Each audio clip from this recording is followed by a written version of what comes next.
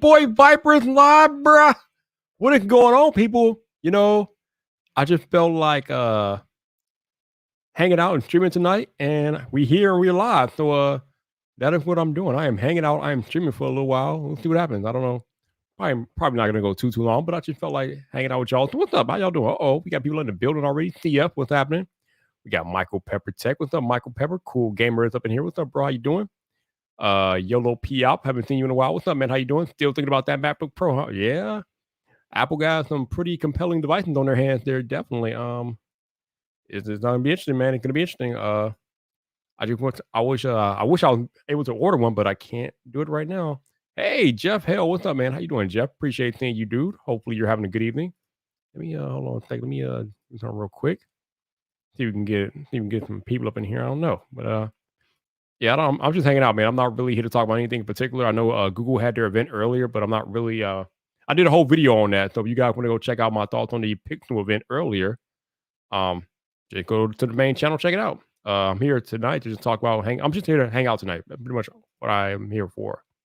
Obviously, if you guys have questions, you want to ask a question about that, I guess you can do that. But me, I'm just here to hang out. I'm not really here to talk about anything in particular. Janosis, what's up, man? How you doing, dude? What's going on? Jerv Athens, long time no see, man. What's going on? How you doing, man? What's going on, bro? Bruh. Bruh.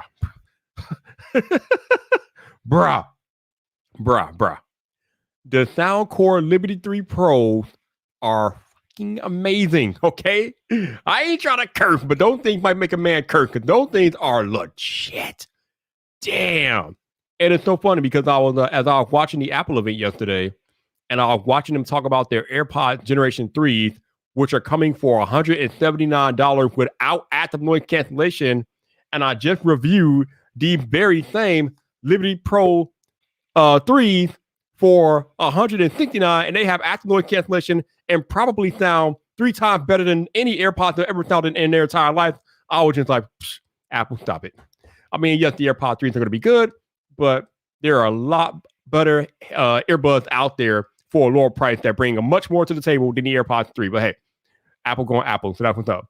But my man, he the call tonight. I got to bring in my dude, my homie, the Emperor, Roberto Blake. What's up, bro? Hey, what's up, Viper? My man bringing his own crowd tonight. Bringing my own soundboard. Yeah, his own crowd. That's what's up, bro. That's what's up. Yo, man, I appreciate you joining me. I know this is like last minute. I just feel like getting on here and just hanging out, man. So I appreciate you. Mm-hmm. Yeah, no, that's what's up. It's been a minute. It has been a minute. It's been a long man. I mean, we've been trying to go live on your channel, man, but you've been doing busy things over there, being a homeowner over there at Delton, man. Woo. Yeah, no, it's been a lot. It's been a lot, man. I appreciate you. We got another party crash. Let me bring in my head of security here. What's up, Hefe? Oh, what's up, Jeff? Squad on deck. What's up? You guys hear me? Loud. Yeah, we can hear you. We can hear you. Can you hear us? He can't hear us. I think it's my end. Okay, he must cannot hear us, but we can hear him. Mr. Audio himself. Shelly. Hey, Shelly. How you doing? Shelly's in the building. Shelly will be here on Friday night and part of Ladies Night, though. Ladies Night is coming back. Okay, cool. They requested it. They're like, yo, Viper, we need to come back. I'm like, I agree. It's been long. It's been way too long. It's been way too long. So, yeah. Right on. Ladies Night coming back. So, besides being an adult and homeowner, how you been otherwise, man? Have you had any time to like just chill out or what? Dude, I've been crushing it on freaking Metroid Dread. Like, I've been sitting here like, what are you talking about? It's like, I mean, you know, you gotta do something other than work. I mean, yeah. I've always said it. I've always been like, you know, it's if you got your life together, you got your stuff going on, there's nothing wrong with taking some downtime, having some hobbies, doing some stuff. It's like, I mean, I knocked off of doing stuff at like 6, just like most normal people. I mean, aside from obviously the like moving shenanigans, that stuff has been the overtime. So what chair are you sitting in these days? Are you still got the main gear or you got something else? I got the main gear. I'm probably going to end up with the Herman Miller at some point. Like, you convinced me. Bruh. It's mandatory. Especially for what we do, it's mandatory. Yeah. No, I can see it. So I'm like, it's just a matter of, it'll probably end up being at like the main desk. Cause like this can go to somewhere else, you know, but like for the main desk, it'll probably end up being the thing. So what are you sitting on tonight? What is that? No, I mean it's the main gear. I'm saying like Okay. I'm saying when I get the Herman Miller, it'll replace this, but this chair will go somewhere where Right.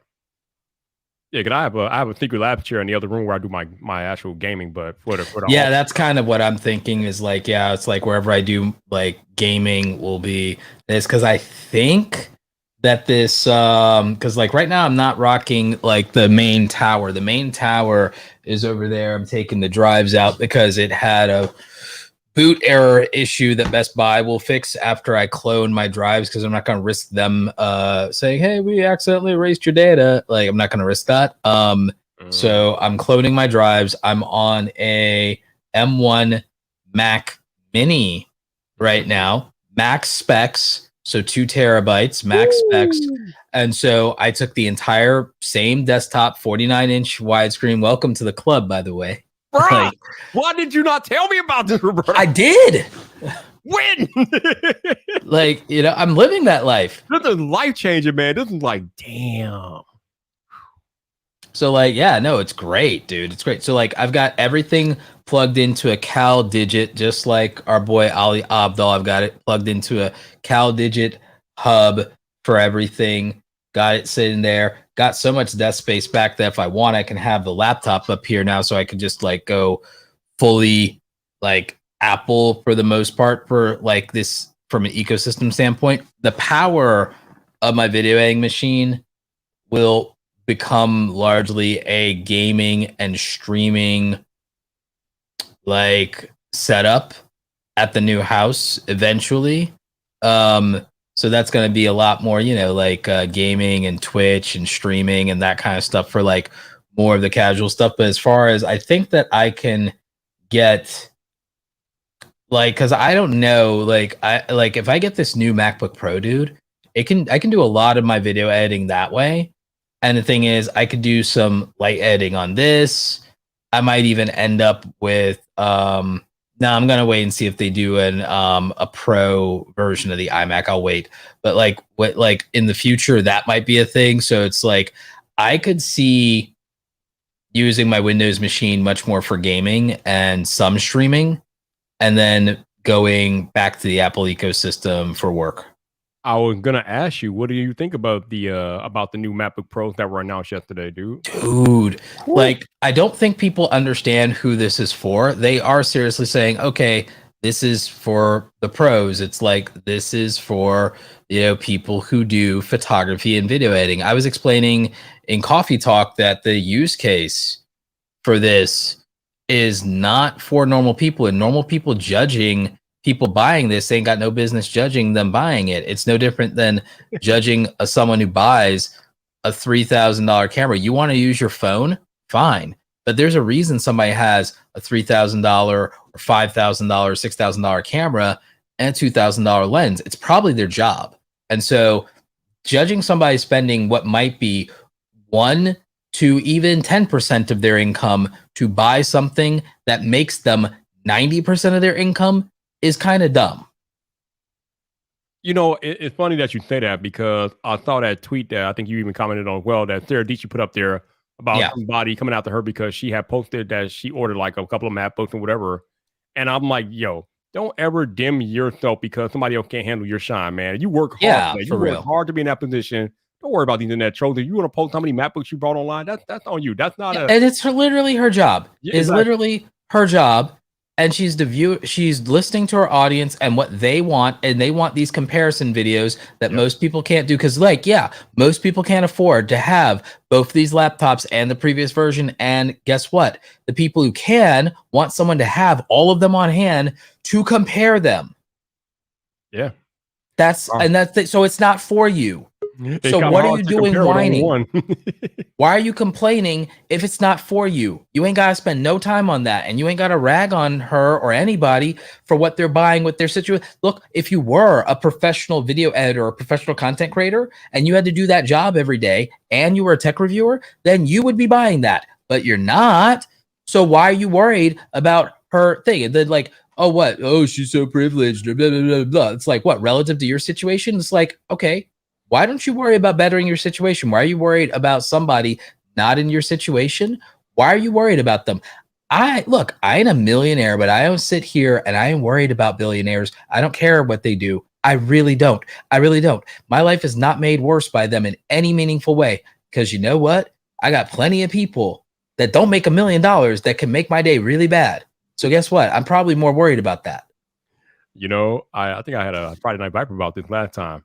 But we got man Hefe back in the building. What's up, man? Hey, what's going on, man? I had messed up my settings. That's why I couldn't hear you guys. Oh. Well, you're back in the building, bro. We can hear you, and I guess you can hear us. Yeah. Yeah. It took me a second, man. It took me a second. It was I had the page muted because when I run a multicam setup for my Amazon streams, I have to mute one of them to not get echo.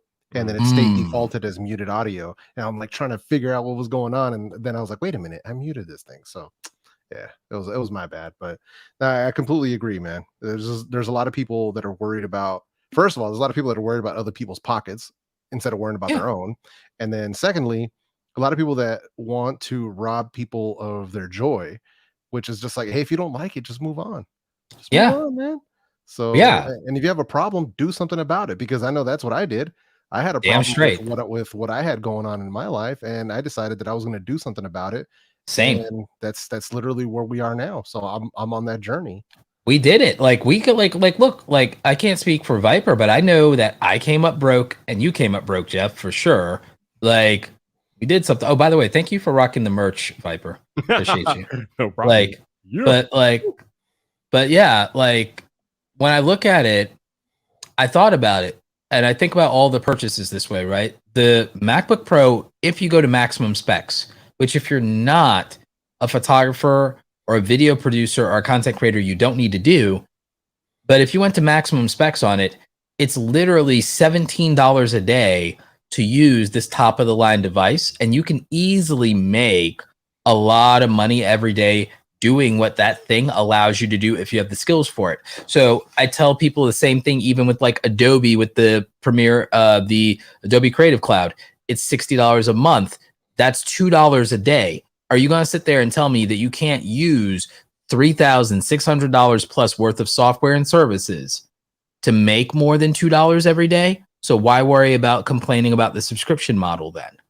Like, you have the potential to earn with this thing. This is a $6,000 device, but think about it. You can build that into your cost if you're doing client work that allows you to work at a very high level and at a very high speed, and it makes sense for you if that's your use case. And that's if you're just going to the top of the line model.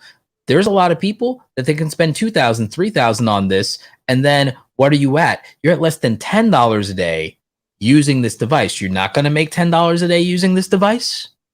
What's the argument here? The fact that you're spending that money all up front. A lot of people buy these on $0 interest credit cards or cash rewards back credit cards that still have zero interest financing if you pay it off within the promotional period. So it's not even that people have to even have the cash on hand if they're playing the game right on this stuff. And if you had a previous Apple device that you wanted, you could sell it at 70 to 80% of its retail value, because they retain their value if it's not more than 2 years old. Okay. So like you take depreciations or deductions from taxes, then you combine that with the 70 to 80% resale value, you practically in the new device either for free or for a fraction of the cost. What's the problem? It's like you said earlier, though.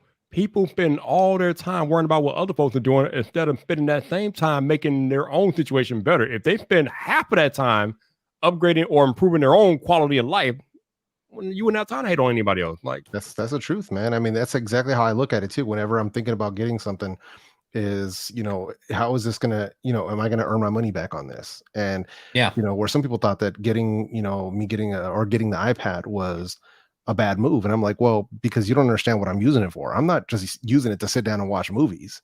Like, it's literally making all of my videos. And the funny thing is that iPad came in, I think, what was it, Viper, the M1 was like late May when those started being delivered.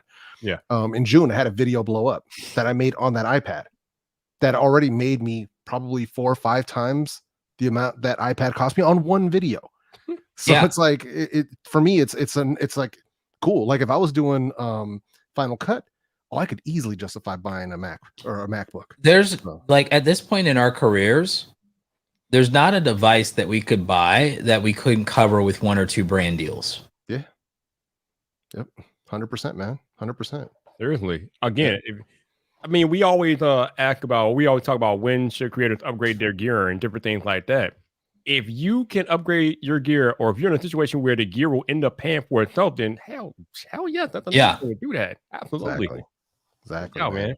It's an easy expenditure in and of itself, and that was the thing where I waited. I mean, Vibrant, like I was waiting for the channel to be able to make enough money on the channel so that it could pay to upgrade the gear. Like I never came out of my own pocket for my camera. Yeah, You know what I mean? yeah. So it's stuff like that That's where I'm like, you reinvest. You reinvest. That's basically what it See, was. Is like take that money that I'm making from the channel to pay to upgrade the channel, and to spend the time. Obviously, that's my own expenditure of my own time to learn how to make better production or do better, improve my own production quality. But let it pay for itself. There's a lot of people who really focus on that sort of stuff where they, you know, they're trying to like spend all this money before they are even making enough money to cover it. And it's just like, come on, man, you can do a lot with little, man. You just got to get in there and do it. Yeah, people got a lot of stuff that they spend money on without even thinking about it that ends up being more expensive at the end of a year or two than these devices that they want to dunk on people for buying as if it's like some and they would they don't admit it that they dunk on these people for just having money to spend at all, regardless of what they choose to spend it on and everything like that.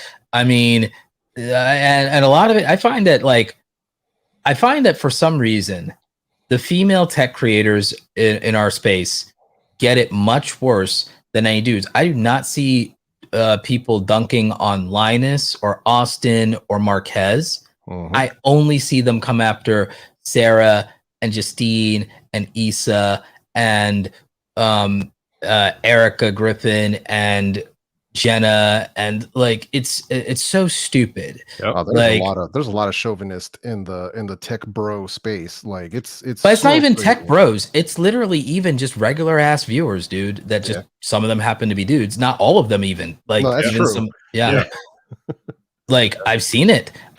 It's just regular people. But here's the thing: if you're a regular person and you're not a professional video producer, photographer, or video maker or online content creator, why are you comparing your circumstances to someone who is?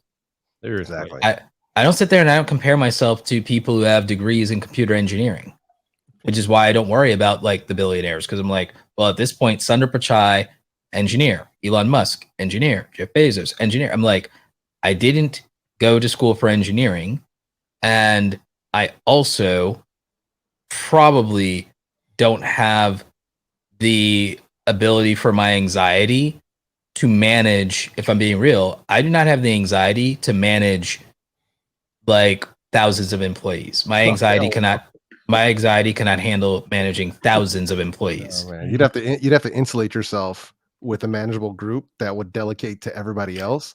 But that would be it, man. I'm an introvert. I can't do that. Like I'm not built that way. So I'm not going to worry about it. I'm not going to worry about it because I'm not built that way. The same way that I'm not, I don't have the risk tolerance to YOLO $10,000 into freaking Dogecoin.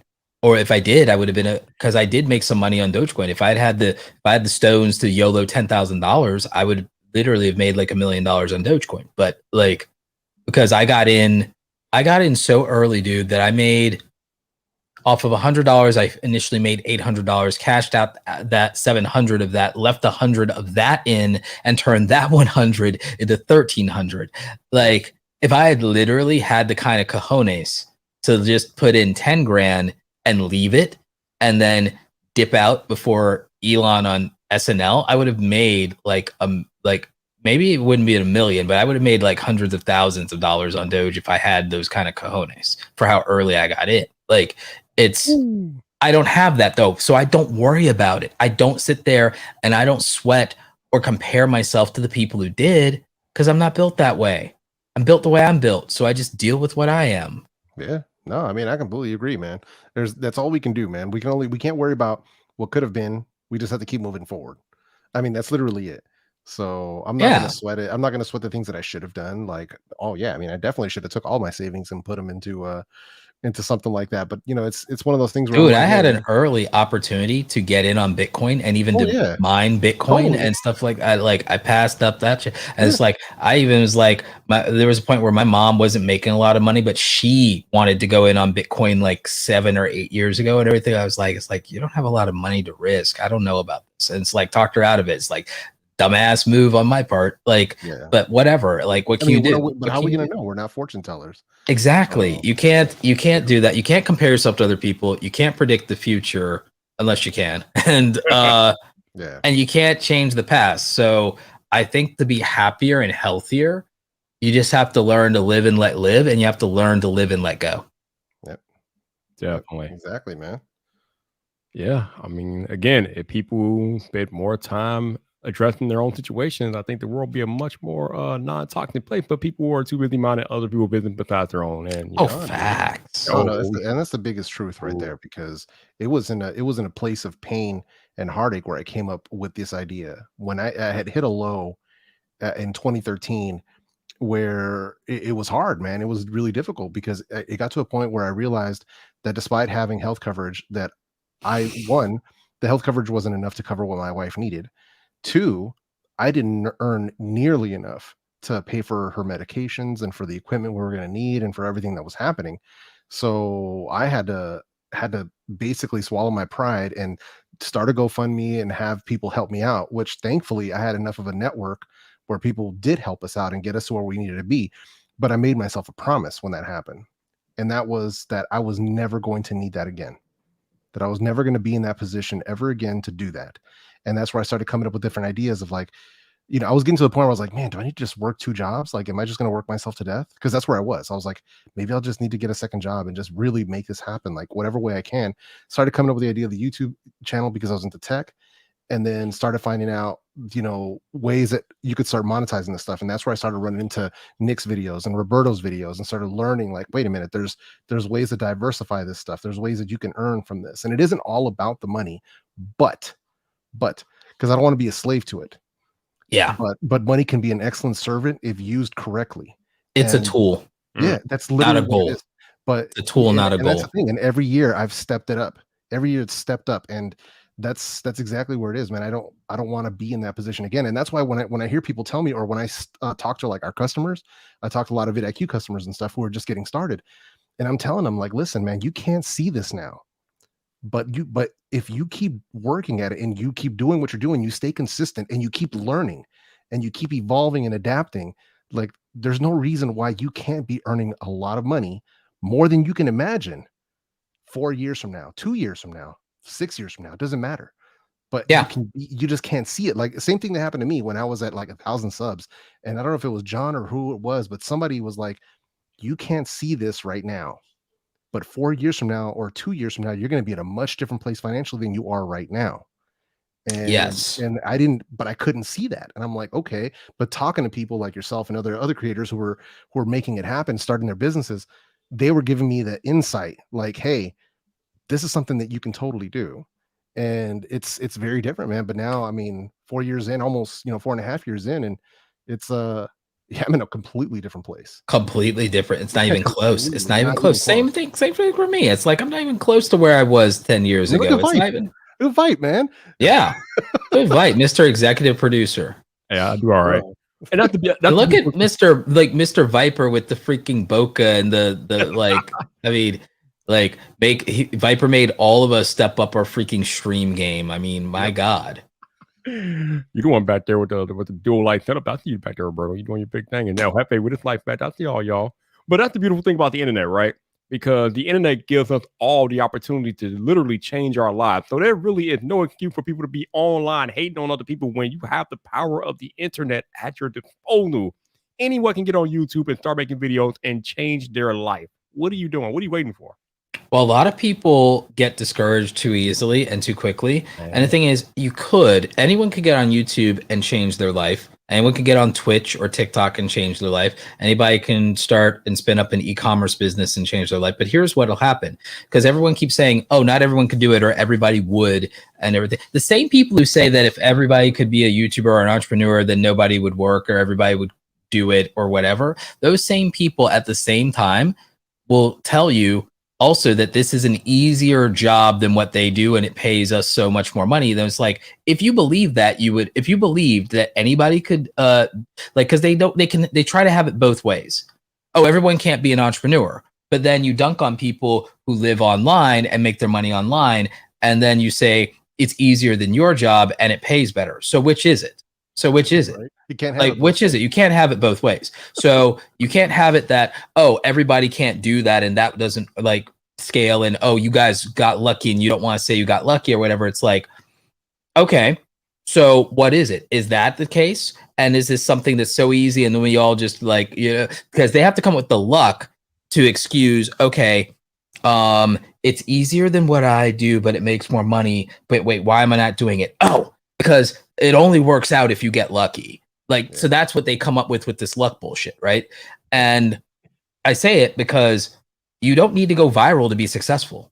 We haven't gone viral. Hell no, not at all. No. Like, not at all. so virality, you could say, oh, well, that's the element of luck. But the rest of this was people worked hard and were consistent and they didn't give up. They didn't give up after 3 years and 5 years. We got people in the chat that their situation might be very different, like 2 to 3 years from now, if they keep going, or even a year from now, if they make the right moves and the right tweaks, because there's a lot of people here, they're not full-time creators, but they still started with zero. Even if you're at 5,000, well, 5,000 is a far cry from zero. It may not be what you think you want or what you think you deserve or what you see other people have, but 5,000 people rocking with you is a far cry from zero where you started, and people don't respect their own journey enough to appreciate. And I'm not saying that they don't, I'm not saying they fully don't appreciate it. I think that they're not giving themselves credit for like that, like 0 to 5,000 is a lot. Here's the thing about that, Roberto. Some people will look at it as only 5,000, but there are probably at least one, probably multiple people within that 5,000. Like you told me 3 years ago, Roberto, who can literally change your life. And that is not a joke. I am living proof of that. So your sub count or your follower count is irrelevant. If you have the right people rocking with you and backing you, it's enough to change your life. Oh, yeah, easily. I mean, Viper's living situation. I mean, come on, man. Let's night say, and day. Like night and day, and we knew this from the beginning. We knew it just had to be the right time, the right timing, that in one way or another, it was going to happen for Viper in some form or way. In some form or fashion, regardless of what that takes, but he had to stick it out to have the opportunity. He was consistent in his work ethic and he was consistent in his character, and that produced the outcome. And man, and he's crushing it. Beloved by like, how's the VidIQ community? I know the VidIQ family's taking care of you, Viper. How's the VidIQ community been to you?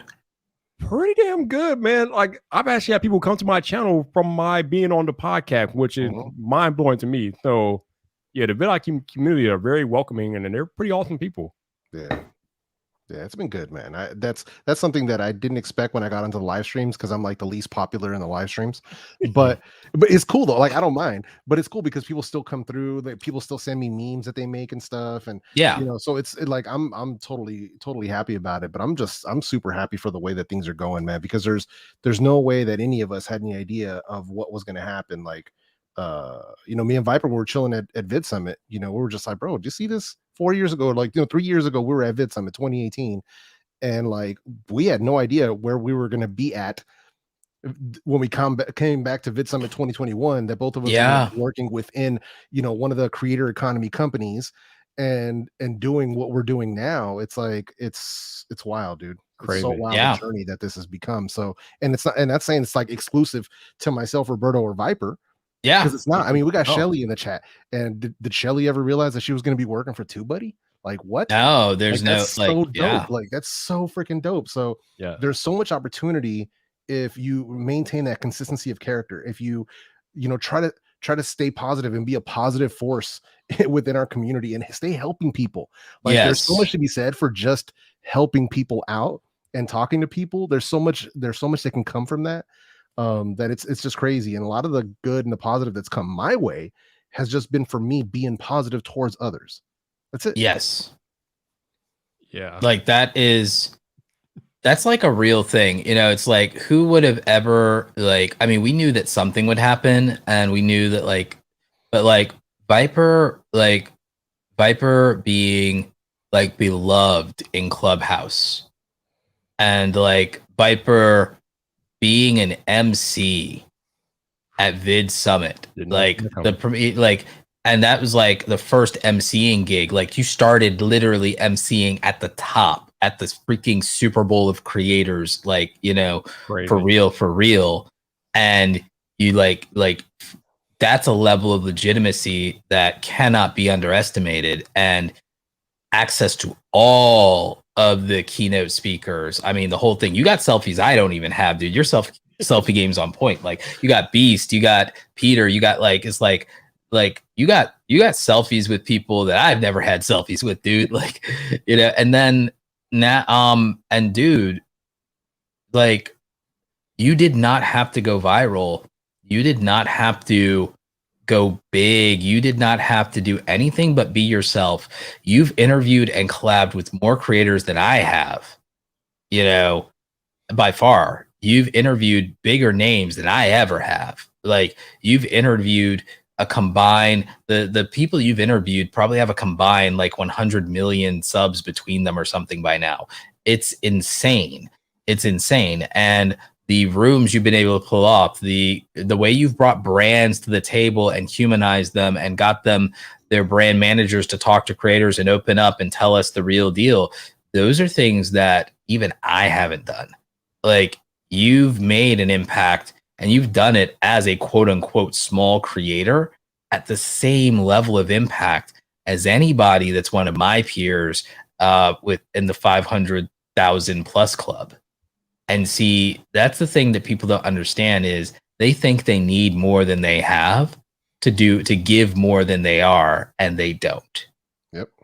Yeah, people are always looking, like, the other thing, people are always looking for a handout and different things like that. And they're always asking, like, Viper, how do you get any connections? I asked them because I didn't ask for anything, except for people to talk to me. That's all I asked for. I'm not trying to get shout outs. I'm not trying to mooch on people. I'm not trying to get anything from them. I literally just asked to have a conversation. And we have a conversation, and things just happen. That's a skill. That's a skill in and of itself, though, because podcasting and having natural conversations is not easy.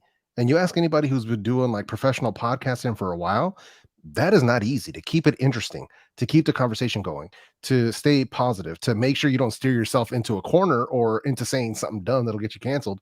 So stuff like that is that's like a major thing. And you can't sell that short. Like, Viper's doing the podcast now. I mean, obviously his own, but obviously doing the Tube Talk stuff as well. And I mean, come on, man. I mean, that's a skill that you have to develop over time.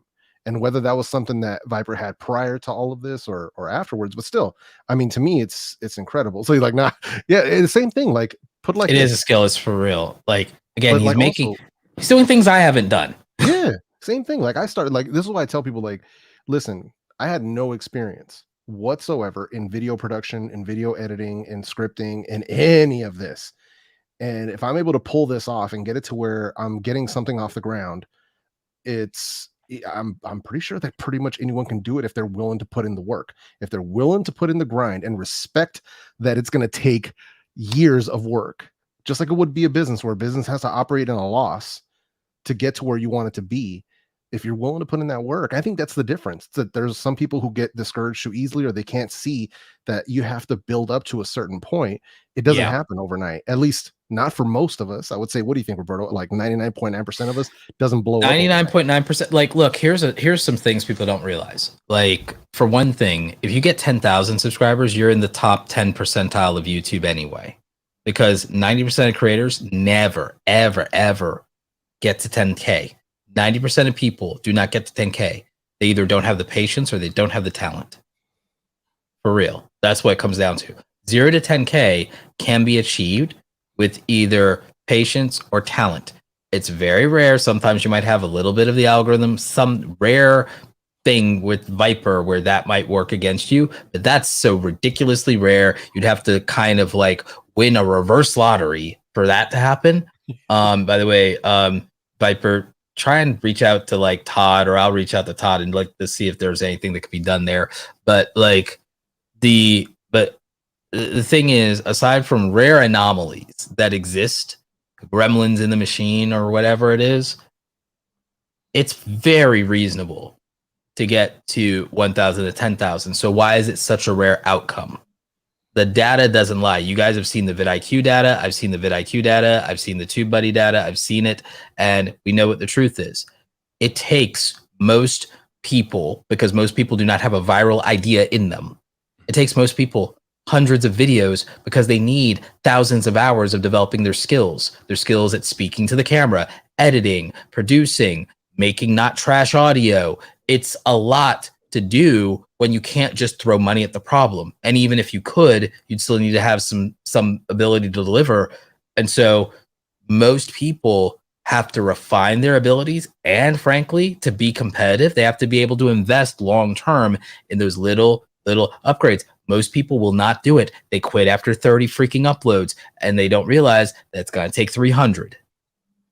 So here's the thing. As much success as I've had over the past year, I'm not going to be naive and sit here and say I did it all by myself, because I didn't. I would not be employed at VidIQ today if it were not for Roberto Blake inviting me on his live stream a year ago. Okay. That's how this all got started. I wasn't even thinking about being even nowhere near YouTube education or being a VidIQ employee.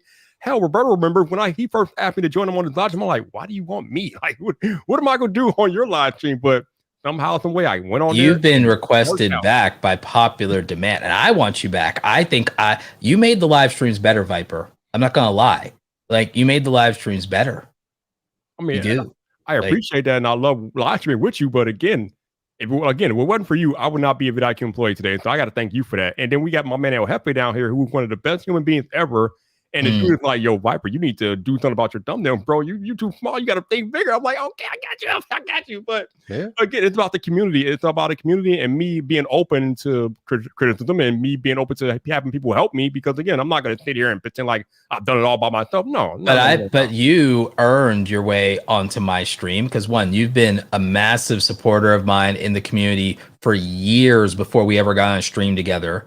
You've had my back. You've literally gone to war with like people over me, and you've been a very good friend, and you don't ask for anything really. And so it's my pleasure and my privilege to be able to have made that kind of impact just by sharing my platform with you. And frankly, I felt like you brought another dynamic to the audience. Frankly, a lot of people will say it, like having you on the streams brought me down to earth and humanized me in people's eyes and made them think very differently. And they loved our vibe. They like our chemistry. And frankly, you help me with the streams a lot because you think of things I wouldn't think of. And you really put the community first, and you help round things out. And you make people feel very comfortable with the idea that this is something that they could be doing and should be doing, and they don't feel scared or embarrassed. Because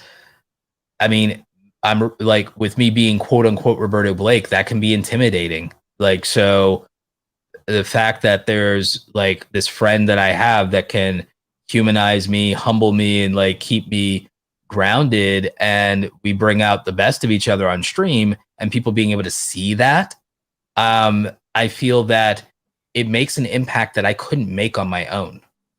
Yo, I want to take a moment to shout out all the people in the chat tonight. What is going on, y'all? We got Michael Pepper Tech out there, Chantel. Hey, Chantel, how you doing? It's turning into the Team Pixel after party. Well, like, literally, LaShawn, I have never seen this man in any of my live streams. I don't know how he got here, but what's up, LaShawn? How you doing, man? Nice to see you, bro. That's what's up. Barry Johnson's out there. What's going on, Barry?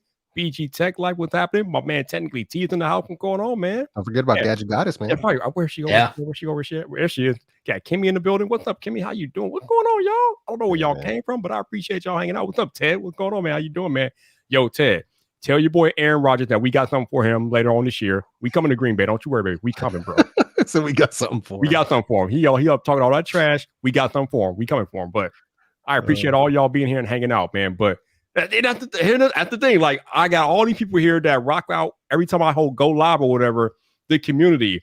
That's why I keep coming back. That's why we all, I think, do what we do here on YouTube and the internet, because the community is so strong and it's so tight knit. I mean, obviously we have our issues at points. I mean, any community is going to have issues. It is what it is.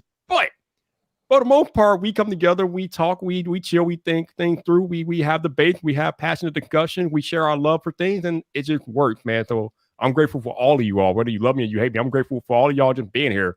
Grateful for Roberto. I'm grateful for Hefe. Thank you guys for hanging out and rocking out, man. This is what we do. This is why we're here. Yeah, man. We just got to keep moving forward as a unit, man. I'm trying to. I told Viper this last night. That I was. I'm basically hitting people's DMs if I'm seeing things that don't look right to me. Like if somebody uploads a video and I see something that don't look right, I'm gonna hit you in the DM, like straight up. Like I'm no longer not gonna do it. Like there's been a lot of times where I've seen stuff and I'm like, I need to say something, but then I don't want me to make people feel bad. You know what I mean? That's like I also don't want them thinking, oh man, or giving them insecurity about their stuff. But sometimes I'm like, I need to make sure, especially like because sometimes you'll see basic stuff like typos and stuff and titles and like things of that nature. Oh yeah, you've helped me out with that. You've helped me out with that. Whenever I don't wear my freaking glasses and I'm in Photoshop, there's always a disaster. Yeah, we got to watch out, man. So that we got to watch out for each other. And same thing, man. And it applies to me too. And that's why I always invite people like, hey, if something's up, let me know. If something's up with my stuff, make sure I know about it. But that's really what it comes down to is that we got to kind of move forward together and try to bring each other up and whatever might be going on. Cause I know the same thing. Like I kind of felt weird about, telling Travis, about his title and thumbnail, but he made his video was a 9 out of 10. And I was like, hey dude, let's try this. Let's try this. And I was like, what do you got to lose right now? Give it a try. And his video went from a 9 of 10 to I think a 2 or a 3 of 10. Yeah. So, yeah. I've done that with people before too. I was, like I won't name the channel, but I was at Dragon Con here in Atlanta and I ran into somebody that I know from the Star Wars community, and I was telling him and his wife, I was like, y'all need to do YouTube shorts. And I'm like, y'all used to do when you started before YouTube shorts ever existed, like way back in the day, y'all were some of the first Star Wars YouTubers and y'all did short form content and it was a staple of the channel, and then you moved into long form. It's like, go back to your roots, do this YouTube shorts thing. I'm telling you. And then literally all of a sudden, I think you guys probably saw that where I tweeted out like the stats. It's like freaking it like 2 million like views in like 3 days or something like that, skyrocketing to the moon and just get like crushing it, just freaking crushing it. Because these YouTube shorts, because I said for your content, it's the right strategy, it's the right move, it's the right play. I'm telling you, like they were struggling with regular content because there wasn't like enough Star Wars stuff happening. There aren't any movies or new shows out right now. Mandalorian's on hiatus, and that's like, but they threw up these shorts with these like snippets and these little facts and these little like teases and some stuff off of the Star Wars Vision thing, and all of a sudden, like some of these things are getting like hundreds of thousands of views. Like one of them got over 1 million by itself. And it's like, now they all about that YouTube shorts life, and it turned the channel around. It's like, they were like, in their words, they're like, Jesus, this brought the channel back from the dead. It's like resurrected now. And I'm like, and it just was one nugget in passing of like, hey, seriously, do this one thing. I swear to God, it will help you. And I want to see your content succeed. I love your content. I watch your content, but here's what'll like make a difference. And it's like to the moon, to the freaking moon. I was like, just try it for like a month. The results like came instantaneously. Like it's kind of like when I talked to Prosser a couple of years ago, when it's like when the man wanted to quit YouTube, and I was like, no, don't quit YouTube. Just do front page tech. Don't throw the podcast on the main channel. Don't do the breaking points thing. Just do front page tech, dude. You can make whatever you want, but package it as front page tech. Title and thumbnail, package it as a front page tech video. That's what people signed up for. Yep. And the rest, as they say, is history. That's it, man. But he had it. Yeah, he didn't need to do anything but one thing differently. Just one thing differently. That's all he had to do. He had it. He had the content. He had the thing. It was perfect. I'm not taking any credit. He had it already. He just had to do one thing differently. And it goes back to community. You saw something in him and you kept on him even when he wanted to quit. You were by his side. You were like, yo, you don't have to quit. Just make a change. And he made a change, and look where he is now. Pivot. Just freaking pivot. If people can just pivot, because again, things won't always happen the way you think they should or the way you want them to. But if it gets you to the goal, like people really romanticize the path they have to take to the goal instead of the goal. Yeah. That's really what it is, man. That's what you got to look out for. Thankfully, not to toot my own horn, my motivation runs so deep that even when I'm in the depths of burnout, it's already like I'm already thinking of the next 3-4 steps that I need to take as soon as I get my energy back. But it's like Yeah. there's never a depth of there's never a lack of motivation to do what I'm doing, especially now. Actually, even more so now than anything else, because now I see what's possible. Now I have a taste of what's possible, and now I'm just like, oh, I'm going in. Like there's no lack of that now, because I can't go backwards. I can't my, I can't do that to my family. Yeah, You know what I no, mean? I can't do same. that to my family. So I can't go backwards now. So that's for me. It's but I'm good with it, man. Like, and I think I don't know if I had mentioned it to Viper, but I literally now I can say it in a sense because the ink has been signed, but I did just get my first channel sponsor. And I got them as a package deal because I got them to sign on for my live shows, Amazon and YouTube. So, and that's the first one. That's the first one, man. And I'm so pumped. It's a 3-month deal, and we're leaving it open. But here's the beauty of it. We didn't have to do a ton of haggling because I already proved my value to them. So like we always talk about. Here's the best part. I was able to talk them out of a net 30 and just pay up front. Which we talked about in my workshop. We talked about that in my workshop. Closed mouth don't get fed, right? Yeah, you got to say something. I already proved my value. Like I have the data.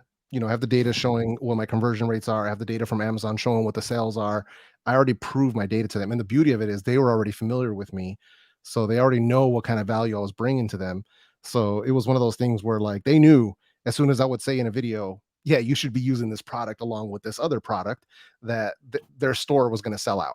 Like they already knew their Amazon store was going to be sold out just like that. So the value is already there. So it worked out. But that's what I'm saying though. And this is just the beginning. Like why there's no lack of motivation on my end. For me, it's just a lack of energy sometimes. So there's a lot of ways to address that, because like, is it a lack of physical energy, or is it the mental emotional side? No. It's more physical energy because of the health stuff that I'm going through, where I'll be basically like, it was 2 nights ago. It was 2 nights ago where I'm like in the middle of scripting and like getting my notes done, listening to music and making sure I'm getting all my scripting done. And then immediately it's like out of juice. I have to go lay down for an hour. Offline, I'll talk to you about some things that might help, and none of it's anything radical or anything like that. I just don't want to be out here publicly giving a healthy, blah, blah, blah. But it's like there's just things I did when I was running track and cross country that when you do it and you're not running track and cross country and doing those things and everything, you'd be surprised how much of an impact it still has. That there's like certain health routines and regimens from being a student athlete that when reapplying, it's funny how if I went back in time to things I did before I was even 20, and dramatically improved my life and my health. And it's why I can stay young indefinitely, apparently, because I'm 37 and it's like people are like unironically carding me still if I shave. Like it's for real. So like so like I'm older than I look, man. That's yeah. So like there's things, dude. I've even been able to finally get like some of this like energy back from this whole like 2 years of COVID thing. Like it really took a hit, and I put on a little bit of extra weight, but I've been like getting it back down. I've been getting energy back. I've been getting hype back. I've been getting, you guys have seen it, and you saw it at Vid Summit that I was like, but also you saw it when I was at Vid Summit that if I was drained, I would just rest. Yeah. Yo, Ted, Hefe got paid up front, baby. Yeah. Up front. Yeah. No, those net 15, net 10, net 60s, it's all negotiable for the most part. You just got to know how to pull it off. And our boy Jeff did. Our boy Jeff also went to my workshop. So like, oh no, there's a lot of things that I got from yours, from Daniel. Daniel did a really good workshop on this stuff. And then, but it's attributable to a lot of people. Roberto's probably the most videos and education that I've learned on the financial side of this stuff. Daniel Battel's been pretty helpful with that stuff as well, in collaboration with that. And then also, Justin, been watching a lot of Justin's content. Yeah, Creator Wizard. Yep. Yeah. So I've been watching a lot of that stuff, and then just basically just kind of pulling in as much information as I can. But I think the key is being in a better bargaining position from the beginning. Yeah. Yeah. Can we talk about, go back for a second here? Jeff just talked about Roberto, Daniel, Justin. I think it's important to know that all the people that he named, they don't see themselves as each other's competition. And most of us don't see each other in competition. We are more than willing usually to help each other out in the creative space. And I think that is very important, especially when it comes to doing business, because as you know, if you're in the creative space and you're trying to negotiate with these brands, they will not hesitate to get one over on you if they feel like you're fresh meat or you don't know what you're doing. But if you have a good relationship with your fellow creators and you take the time to communicate and reach out and just foster those positive relationship with your fellow creators, which most of us I think do, so good. Do you know why I made the decision, aside from being inspired by my friend Pat Flynn, do you know why I decided to literally be like straight up transparent and say, like, literally, here's exactly how much money I made in 2020. Here's exactly how much money I made. Because like for years, I would break it down and tease it, but I would separate, but I wouldn't just give you the flat out dollar amount. And then like, even though we just went through the pandemic in 2020 and it was wildly uncomfortable, I just decided, screw it. And I said, here's exactly the amount that I made in 2020. And for anybody here, it was $300,000 or so. It was roughly about $300,000. It was a little over that. We literally reported that to the IRS, and it is what it is. And like, but I also broke down my spending, and I also how I invest in my business, but also that, hey, I also significantly invest in my retirement and my future and things like that. I don't sit there and pocket all that money. I spent 50% of my money back into my business, back into my very small team of friends and family, into investing in speed, into investing in upgrades to equipment and things to make the best content possible for my audience. And why did I come forward with that information? Why do I tell people exactly? Why did I start showing years ago before anybody else did it? Before it was ever cool, I started showing my AdSense revenue. I started showing my analytics before anybody else did on the actual channel, not my second channel, not my third channel, the actual channel that I teach from.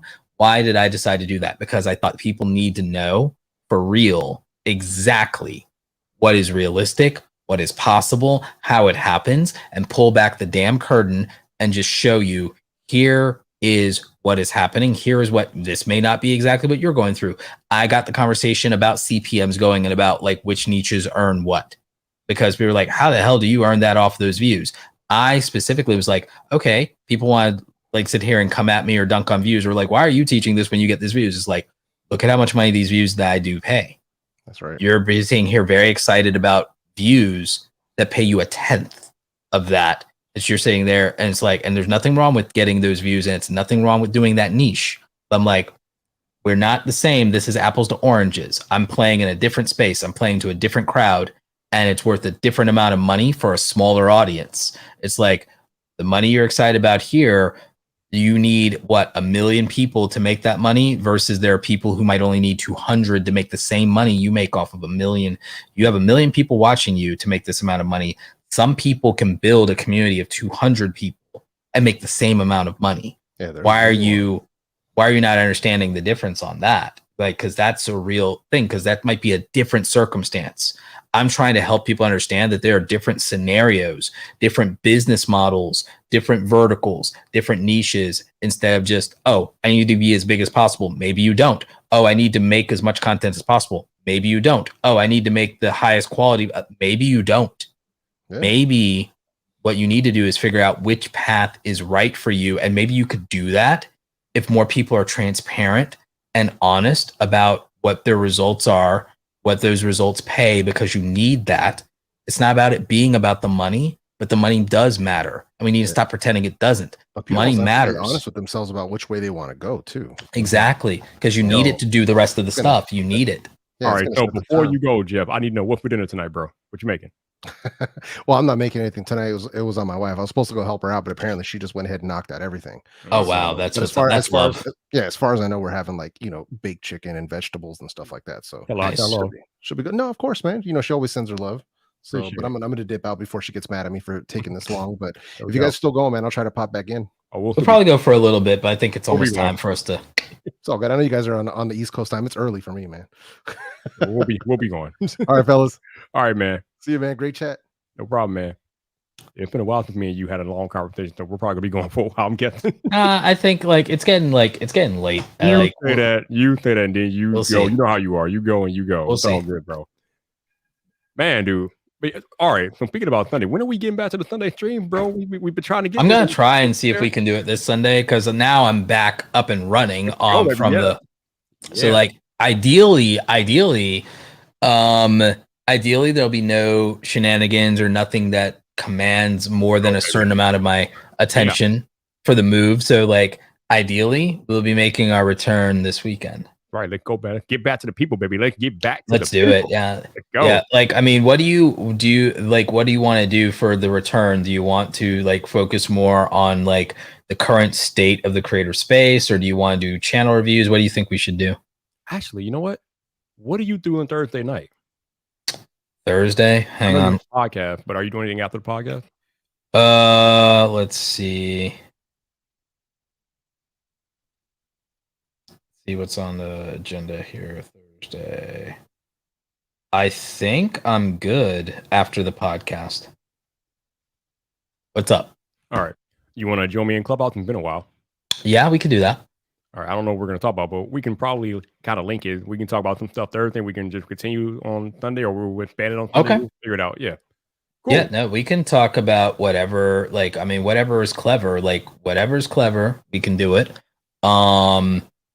So it could be anything obviously related to the creator economy. It could be anything related to YouTube. It could be anything related to even the other platforms. It could be speculation. We can talk about any number of things. Oh, yeah, absolutely. Also, I appreciate you being on the podcast last week. I don't know if they told you, but it should be out on Thursday. So. Ooh, nice. I'll like send me the stuff. I'll retweet it. I'll post it everywhere. It's Yeah, we can do that. Yeah, definitely appreciate you making the time for that. Thank you for having me. I love the podcast. That was a good chat, man. Definitely. It was. Yeah, no, I'm super into it. For those of y'all that don't know what we're talking about, we have Roberto Blake on our VidIQ Tube Talk podcast. So if you want to go check that out, we talked about how to build a business in the creator economy. If you're searching for it on iTunes or Apple or Google, it's Tube Talk, one word altogether, Tube Talk. It should, when you search for it, should come up Tube Talk by VidIQ or something like that. And that is our podcast, and we have Roberto Blake on, and that episode will be out on Thursday. So again, appreciate you for doing that. Yeah, absolutely. I can't wait to start doing like more podcast interviews again. There was a point where I was doing so many of them, and I really do enjoy it. I enjoy the conversations a lot. My podcast, I need to like actually like try to do it more regularly. Bro, I need to edit the episode from my podcast and get back on track. I ain't waiting. Right? Good Lord. I got an episode with Austin Evans. I haven't edited. I need to get. I was like, oh Lord, months ago. Yeah, I need to get that out. Oh my God. I have like a several months old interview with Gerald Undone that I've never released. Oh my goodness, man, we are terrible. We are. It's like that's why I'm gonna just start like mostly doing the podcast like as live streams with like StreamYard and just like do them. Then I don't have to worry about it. It's just done. Have you ever been on the StreamYard Spotlight show that they do? I've been on their channel. I have not been on the Spotlight. That's a good point. Cool. Awesome. But I'm partnered with them. I'm an ambassador, and I've been on the channel. In fact, actually, I have a video hopefully dropping next week and a live stream I think next week. I have to check the schedule. But yeah, StreamYard actually has some awesome features coming out. I don't think they're out yet. Oh yeah, like I don't know that we can talk about them. Yeah, I don't think they're here yet. I don't see anything on my thing, but yeah, they have some. Well, I mean, we can definitely talk about them because they showed them off at their town hall last week. But okay, well, those we can talk about. We can't talk about any of the other ones. Oh yeah, but yeah. StreamYard has like a whole like. Actually, they're bringing back a picture in picture mode, something like we used to have with Google Hangout, where you have like the squares on the bottom and then you have the bigger picture on top. If you're like trying to present something, so that's pretty cool. And I think they have some other stuff coming that I forgot what they were talking about during the town hall. But yeah, StreamYard has a lot of stuff coming, man. So I'm definitely excited. StreamYard is going to bury the competition. There's not going to be much point in using anything else. If they take also all the ideas that I've dropped on them, they'll be like, yeah. Are you trying to? There'll be no match. The Jedi will be no match for your powers. Yeah, your powers, no match with the power of StreamYard. Their feeble skills are no match for the powers of StreamYard. Oh man. Now fully armed and operational. Oh my goodness. So how's I mean, I know you have been a little back and forth, but how's the YouTube channel going for you? I mean, like most of the numbers, because I literally have not uploaded in 24 days. As you can imagine, channel wide, the numbers are kind of technically down over the last 28 days. Okay. By a significant ish amount. However, you don't seem too concerned. I love it. because the money I made because of all the ways that I set it up completely dwarfed the need to worry about it. Are y'all listening to this right now? This man said, "Yeah, my YouTube channel, Muffin, kind of down significantly, but I don't give a damn because I'm making bank." Basically, I can't because I can't even hide it. It's like it's one of those. We don't.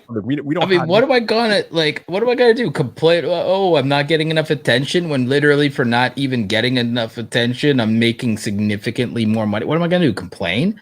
Like, geez. Never. But also my videos, if you notice, yeah, I've been posting less, but I got so intentional. I mean, there's a couple of ones that didn't work out as well as I would have hoped, but I knew that those would underperform. But you can kind of tell that if you look at the views of the videos that I've been doing lately, with a few exceptions, like in the last 3 months, or hell, even this whole year of 2021, the videos that I've made in 2021 have just freaking crushed it for views. It's just a handful of them that ultimately, quote unquote, flopped or didn't perform. Like, out of all the videos that I've posted, there are only 1, 2, 3, 4, 5, 6. There's 6 that you could say underperformed, and the rest all did really well, even though maybe I posted for the year, but whatever I posted, I've posted maybe 25 or 30 videos so far for the year, and only 5 or 6 of them underperformed. 1, 2, 3, 5, 6, 7, 8, 9, 10, 11, 12. I mean, but we've talked about this before, though, as far as your content goes. I mean, you know what's going to perform and you know what's not going to perform. At this point, kind of, yeah. At this point, I kind of more or less know. And at this point, the 15 tips format is freaking crushing it. Crushing. I never heard of the term until recently, but the listicle videos do well. Yeah, the listicle videos do well. And you know what? I went and I literally came up with it thinking about what historically in the past, in the origins of my channel, performed the most. And it turned out, regardless of topic, if you look at my most viewed videos of all time, with the exception of a few of them that were tech reviews based on the timing of, oh, I was early to talk about that thing, or aside from a specific tutorial, I found out that listicle videos, tutorials, and time-based product reviews were the most, all right, most viewed video, 10 ways to make passive income. Next most viewed video, that's 1.4 million views, 800,000 views. How to grow a YouTube channel, 10 small YouTuber problems, 674,000 views. Microsoft Surface Studio hands-on review. I was one of the first people to review it because I was at Adobe Max while everybody else was either waiting on it to ship or under embargo. I was physically in the presence of the product at an event, so I filmed a freaking hands-on review. And so 600,000 views this a couple of years ago. To this day, how to add background music in Premiere Pro. This is an old tutorial and it's still getting views. 5 small businesses you can start at home, 600,000 views. How to get your first 100 subscribers, 551,000 views. How to get 10,000 subscribers, 535,000 views. InDesign tutorial, how to design a portfolio, 400,000 views. How to get your first 1,000 subscribers on YouTube. This is from a year ago, 400,000 views. Advice for buying video editing laptops, 349,000. HP Pavilion review. Years ago, I told you when I first started YouTube and I was searching on different things about how to grow on YouTube and whatever, you kept coming up. I remember when I was trying to do a search on this mouse, this MF Master, at the time it was the MF Master 2. Yep. You came up. You Bobby who came up for a search on the damn mouth, man. Well, I used to do weekly tech reviews. I'm not the YouTube tips guy. Yeah. People don't understand. I used to do weekly tech reviews for years. I did weekly tech reviews for years. I did weekly tutorials for years. It's like I've been on this platform for years. I've had the opportunity to make hundreds of videos. Most of my stuff isn't even YouTube tips videos. Even my top 20 videos is not overwhelmingly YouTube tips videos. People just think that. But if you look at the most viewed videos, there's almost just as much stuff in tutorials, graphic design, video editing, laptop reviews, and software, and career advice, and make money online. There's just as much content that I've succeeded at in the make money online niche as I have in YouTube tips. And there's just as much stuff that's been successful in tech and camera gear and video editing laptops and everything like that for me, as much as the YouTube tips things. Like I said, my most viewed video isn't even about YouTube tips. In fact, out of my top, my top 5 videos? My top 5 videos, only one of them is YouTube tips. 2 of them are tech and 2 of them are business. Mm-hmm. Okay. Out of my top 10, 4 of them are YouTube tips, but 2 of them are tech, and 2 of them are tutorials, and 2 of them are business. So again, I am diversified and have been over the years in enough things to be credible in like much more than one vertical. Like, and even in some of those other niches, I still have some of the most viewed videos in those niches, even from years ago. I bet. In those other niches, like graphic design, for example. I mean, so the listicle videos, regardless of what'll do well, like I have a video that I'm going to be doing that's like 15 tips on how to start a podcast. There's going to be multiple things like that. 15 tips for live streaming on YouTube. There's going to be like a lot of this listicle format stuff will let me hit other verticals that make sense for me that I have experience in.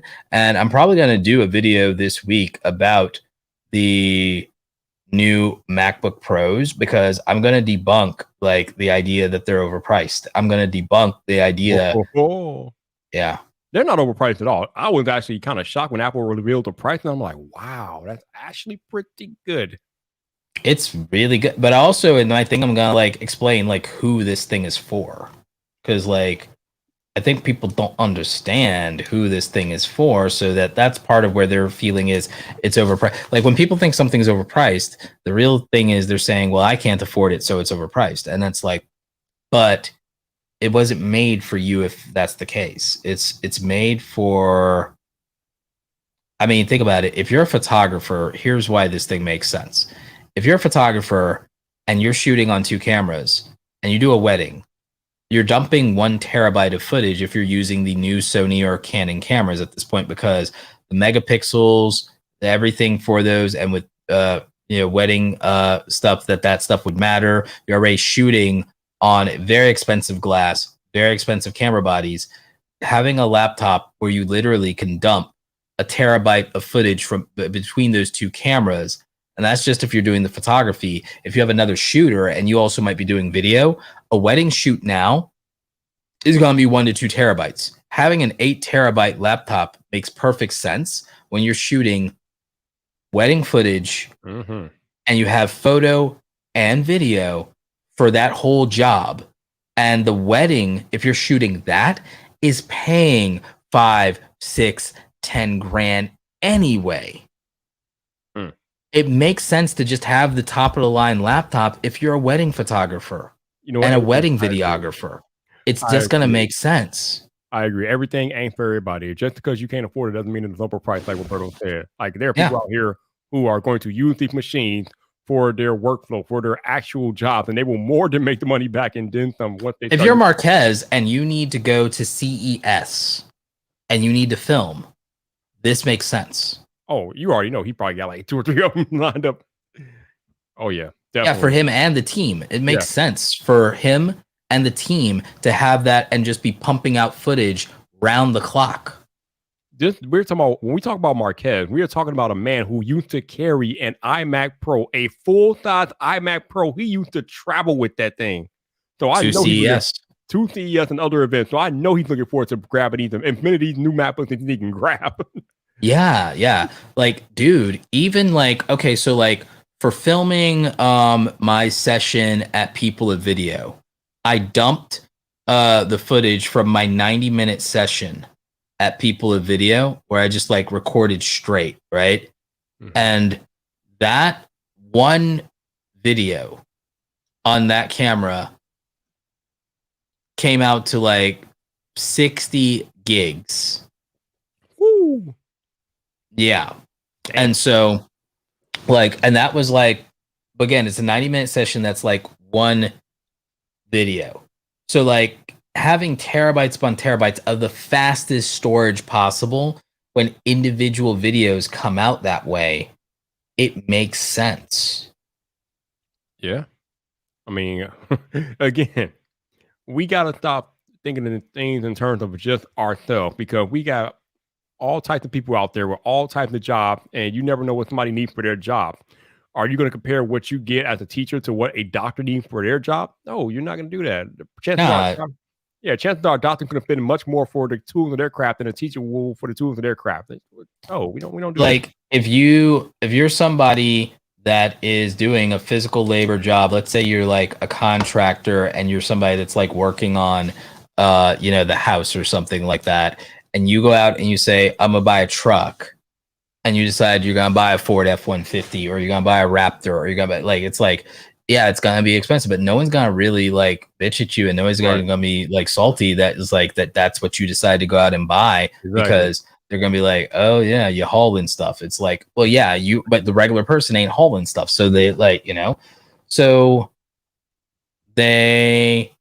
Mark's right, if they're petty enough they will, right? But it's like, I mean, think about the money we spent on these Shure microphones. For a lot of people, that's like a car note, or that's some big bill, or that's like a chunk of their rent money. Yep. I mean, but definitely between our Rodecaster Pro and our audio setup. Our audio setup, let's be real, Viper. Our audio setup is somebody's rent. Yes. Our audio setup is somebody's rent. It is a completely reasonable and justifiable expense in what we do for a living, though. They would not see it that way. No. And I can tell you for a fact, my audio setup is more than paid for itself already. So, yeah. Right. That's the point. We are spending money on something. They see a toy. What they don't see is a revenue generating asset. Mm-hmm. But you know what? That's okay, because the IRS sees it that way. We got an RE20 fan in here. What's up? I think you boom. Yeah. Shout out to Savage Sniper for the super chat. Thank you, sir. The Raider raids are good until they crash. Depends on what configuration you got. But yeah, I mean, again, whatever job that you have to buy the tools that are needed for that job, and no matter how much they cost or whatever. Tools of your trade. Yeah. Tools of your trade. Yep. The thing is, most of the people out here judging folks in our industry don't have a specialized trade or one that requires investment. Right. And so a person who has a trade and someone who specializes is very different than somebody that is out there. And this is no disrespect to anybody. I'm just saying that's like, it's different situations. They're not comparable. And most people's frustration, and the thing is, I blame the media a little bit for this. I blame the media for making people compare themselves to people they have no business compare themselves to. All the time. Like, why are you sitting there measuring the amount of money that a millionaire's net worth increases for? First of all, they're not making that money. It's that their assets are appreciating in value. So if you're someone who doesn't have any assets or investment, that is meaningless to compare yourself to somebody who's invested in stocks. That's meaningless. Like, you're not invested in stocks, so why are you worried about it? Or another one is, well, you don't have a background in engineering. Why are you worried about it? Like, for real. If you don't have a background in engineering, why compare yourself to Elon Musk? It makes no sense. None. But people will do it anyway because they're weird. If you're not a coder, why compare yourself to Elon Musk? You didn't code a website. You weren't going to code a website. You weren't going to do that. Like, why wouldn't he have a different outcome in life than you? Mm-hmm. Like, 0.5% of the population of Earth knows how to code. Why compare yourself to 0.5% of the population having a skill set that you don't have? people spend way too much time worrying about other people instead of worrying about themselves. And that's the God's honest truth. I don't know why. It seems like waste of time to Well, me. part of it is they're told to. Part of it is they're conditioned to. Part of them is them being gaslit by the media. You ain't gotta do everything you're told to do. I'm just saying. Fair enough, but a lot of people do. But Yeah. a lot of people do. A lot of people, because again, you don't gotta do everything you're told to. But you also people are sitting here saying social media is making everyone depressed. It's making like teenagers depressed. Blah blah blah. If it wasn't social media, it'd be Tiger Beat magazine or Cosmopolitan or Men's Lifestyle or Maxim magazine would be making them depressed and everything. You want to talk about body image issues? It's like you're gonna sit here and pretend that the same media outlets are not owned by parent companies that have been perpetuating for decades unrealistic body images and everything like that, and they're going to dunk on social media and blame social media for doing in 15 years what they've been doing for the last 55. That's stupid. No doubt, boom. Musicians buy expensive equipment because it's their livelihood. Exactly. Yep. Facts. But that's the other thing, Roberto. Like, people want to blame everything but themselves because for whatever reason they refuse to critically think about their situation and their lot in life. Yeah. You have a brain. You can use your brain to analyze your situation in life, and then you can make the decisions that you need, depending on what data that you have, to better your situation. Yeah. I don't understand. Like, a lot of people like, or if you don't believe you are capable of doing that, you're smart enough and reasonable enough to say, let me find someone very intelligent. I would hope who, so. in theory, has my best interest at heart, and do what they tell me. Like if I'm gonna already say I'm not, if you're reasonable enough to get to a point where you decide you aren't responsible enough or bright enough to figure out your life, you are reasonable and responsible enough to say there might be somebody who might be able to give you some better advice than what you have. And it may or may not be your parents. It may be a teacher. It may be a mentor. It may be literally read a book about somebody who came from where you came from that ended up somewhere you'd like to be. Hey, boom, you definitely should spend some time on Roberto's channel, man. The dude is legit. You will learn a lot on that channel. But I appreciate that. Roberto, here's the thing. Success comes down to choice. I always say this. The difference between success and failure is literally choice. The choices that we as individuals make. We can choose to keep going until we succeed, or we can give up before we succeed and inevitably fail. That's it is true. Literally choice. And a lot of people make the wrong choice. I agree. 1,000% I agree. I mean, the difference largely between where I was like even 10 years ago and today largely comes down to choices. Like the world didn't change. Like the world didn't change technology changed. That's about it. The opportunity of technology changed. There wasn't some radical government policy that made my life better. That has never really been true. Like there's no radical government policy, no social upheaval that then disproportionately made my life better. So like no revolution. Okay. That didn't work. Not for me, not for a lot of people. So that didn't happen. It's not like my employer got better or did better or raised wages or became, no. If anything, they became more toxic. So so I left. So that's the thing that happened. Oh, you left? It's like, oh, it must be nice. It's like, no, I didn't have a bunch of savings. No, I couldn't go to my parents. My parents needed my help as it is. There's like, no, I didn't have like any real options, and I had to help with my siblings. I didn't have like quote unquote privilege in my favor. I'm a Black Latino man in America with an immigrant name. I'm first generation. I'm a community college dropout, child of divorce, oldest of multiple siblings. It's like I'm 2 check boxes away from almost every cliche that says you're supposed to fail in this country. And I made it. And I literally got the American dream. And the difference was I made very good, sober choices that were perfectly reasonable to make. It wasn't even the biggest risk I could take. It wasn't even the smartest moves I could make. It was very reasonable, sober choices. I love how you said that. You said that everything in this country predicts that you were set up to fail, but you made it, and you are now living the American dream because of the choices that you made. Let me repeat that for the people in the back. Roberto Blake stands before you today, a successful business owner, creative entrepreneur, because of the choices that he made. And I want to highlight that because it's not anything special per se about him. It's just that he made choices to put himself in a better position in life. Anybody listening to the sound of my voice right now could do the exact same thing. You can make choices that will lead you to a better position of your life if you make those choices. And there was less opportunity when I did it. There was less opportunity, less information, less proof of concept and proof of the path, less examples, and almost damn sure nobody who looked like me when I did it. Yeah, I would say today people have more of an opportunity than ever before to make choices that could lead to them changing their life completely. The internet is a beautiful thing, and it's in the palm of most of our hands. There is literally no excuse anymore. The power in our hands gives us access to opportunities that literally were for the 0.01% just 15 years ago.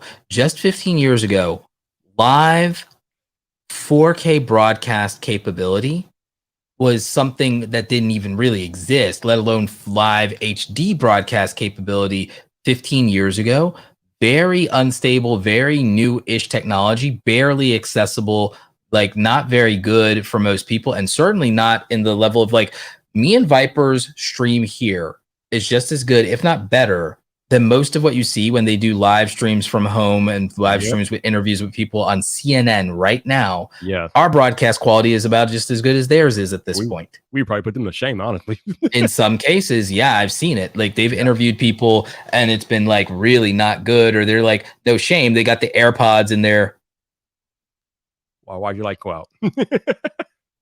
Oh, it's on a timer. That reminds me of one time I was interviewing Marquez, and all of a sudden his light went out of nowhere. He's like, "Oh, they're on the timer." I'm like, you guys need timers, man. Yeah. So like, so like, there's all these things that we have today literally didn't exist 15, 20 years ago. The opportunities that they present didn't exist 15 or 20 years ago. There was no like. Today, a lot of the people that you see that are very successful, they would not be if this technology and these opportunities didn't arrive. Nothing else in society changed to favor them at all. Nothing. Nothing. And they would be working minimum wage or not at all if it wasn't for the technology that evolved to be able to educate them, support them, and give them an outlet.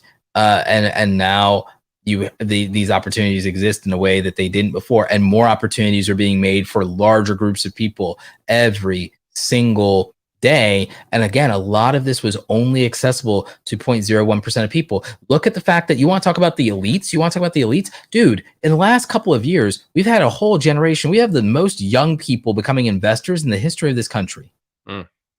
Like, and that's because technology, that's because of apps like Robinhood and Public and Webull and M1 Finance and Acorns have regular ass people just deciding, oh, I'm finally going to own stocks, just like the elites. And now they can literally, there's like a Twitter thing that tracks the investments of Nancy Pelosi. She's not even that good of an investor, by the way. Like, like she should be richer. It's like, to be honest, like as much as people like, how is Nancy Pelosi with a public servant salary? It's like, well, first of all, Nancy's like 90 and she's been investing since she was like in her 20s. That's why it's like, she should be richer. Like, it's like, I'm not being facetious when I say that at all. It's like, a lot of people are like mad about some of these government officials being so rich and everything. I'm like, they're all old for one thing, and they've all had disposable income to invest their whole lives. And frankly, if they were smarter, they would be richer because they should have been investing in tech a lot sooner, but they're so out of touch that it didn't occur to them, or they'd be richer. They would be richer. If Congress didn't hate tech so much, and if they knew how to use email and they invested in the kind of stuff that we like, like they would be billionaires instead of millionaires. Congress would be nothing but billionaires if they actually believed in tech. We know how Congress is about tech. We both know, Roberto. Yeah, it's like, are you kidding? Like, these people have so much money and have had so much money for most of their lives that if they had been buying like Apple back in the day, they wouldn't be millionaires, they'd be billionaires. Like, if they'd been buying Facebook back in the day, but they didn't believe in social media until it could affect elections. Like, for real. Yeah. Think about everybody who got in super, super early IPO wise, and these people were sitting on oodles and oodles of cash. They could have been like rich, dude. But now we have the young generation Finally, thank God for Graham Stephan. Thank God for Andre Geek. Thank God for Investing with Rose. Thank God for Financial Education Jeremy. Thank God for Meet Kevin. Thank God for Zenya Kai, because these people are getting young people to stop spending their money on BS and just buy the stock instead of the thing. The world is changing. The world is definitely changing. But I bring it back to the people having the power of the internet to change their lives. So 3.5 years ago, I made a decision to upload my very first YouTube video. I was working a corporate job in IT, making $60,000, or probably that's like $55,000 a year, something like that. So I've been doing this content creation thing for 3.5 years, and this year I came across an opportunity to get a full-time job in the creator space, and through the decisions that I made 3.5 years ago up until now, I put myself in a position this year to have a pay bump of about $30,000. So this is why I tell you guys, the internet is at the palm of your hand. If you are willing to take the time and go on the internet here and learn skills that can help you better your life and better your station, it is all there for you.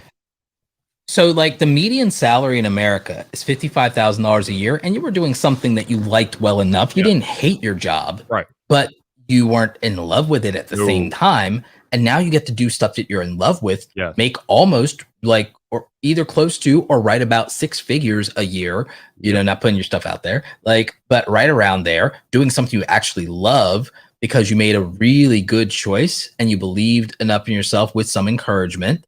To just start, and you weren't an overnight success. But the thing is, not everyone has to be a millionaire, but you were able to make a massive transformative life change. And the long tail of that decision was under 5 years to completely change the trajectory of your entire life. Yep. 3.5 years.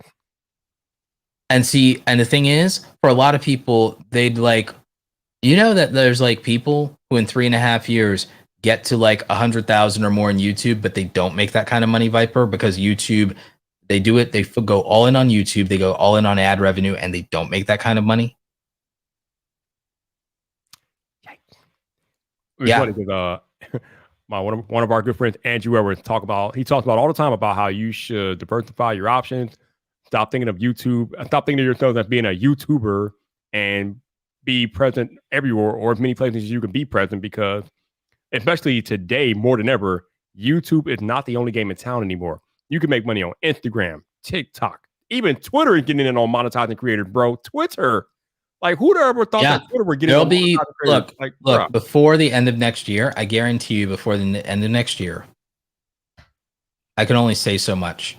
Before the end of next year, there will be at least 3 platforms that try to directly compete with YouTube on ad revenue. I don't doubt it. That come for creators. And I mean, when I say try to compete with YouTube on ad revenue, I mean basically the same deal as YouTube. Wow. Possibly with an equal or higher baseline CPM rate. 3 different platforms by the end of next year. Ooh. I'm not effing with you. I can't say more than that online. Like that I can't is say more the than beautiful thing, though. We are talking about the creator economy, and it's still in its. And I'm like, and I'm not playing. I'm not playing with you. No. And this is not even speculation. This is like, I can't talk about it. No, he's not playing. This is the creator economy in its infancy, and it's growing week over week. Literally, the creator economy is growing by the week. It's literally blowing up right now, and it's not going anywhere. The creator economy is not going anywhere. Nowhere but to the moon, homie. Phew. This is not an industry that's worth billions. This is an industry that's worth trillions. People just don't see it yet. I'm calling it out now. The creator economy, well before the end of our lifetime, but definitely in the next 15 to 20 years. 15 to 25 years, the creator economy will be $1 trillion industry. You heard it here first. It'll be because it's already 100 billion now. It's already 100 billion now. They say that 50 million people identify as creators. That's a massive, massive workforce. And sure, not every one of them will make it, but not every single one of them needs to make it in order for it to be what we're talking about here. Like for like that, like y'all don't understand. It only takes. And there are so many businesses in the creator economy. There's so many opportunities to generate revenue. And think about it like this: 1,000 true fans is all it takes to make one creator a millionaire. Okay. For like the creator economy is already generating $100 billion a year right now. YouTube is already generating 30 billion. YouTube alone, 30 billion right now. YouTube's 30 billion. You don't think in 15 years that YouTube for sure isn't doing over 100 billion by itself, if not more, or even a quarter billion in 15 years? Are you freaking serious? Look at 15 years and it's already at 100 billion from nothing. So why the hell in 15 years wouldn't YouTube, like what, YouTube's only going to scale 2 times over? YouTube's only going to scale 3 times over to get to 100, to get to, so it went from, so YouTube went from 0 to 30 billion in 15 years. You think that in 15 years that all they're going to do is 3x and go to 100 or 90 or like something like that? You don't think in 15 years, you think that's all the growth YouTube is going to have? Really? YouTube, that's it? The internet isn't even at 100% adoption globally right now. It's like sitting at 60 and the like percent adoption globally. And the Eastern market is billions of users that haven't even gotten on board yet. Are you freaking serious right now? Between India and China, user adoption, the scale that could present. Are you kidding me? Look at what just happened with Squid Games with international adoption. Once you think Google and YouTube aren't going to start literally having tools that automate subbing accurately and expand their reach and everything without people having to pay for it? You don't think that they're going to do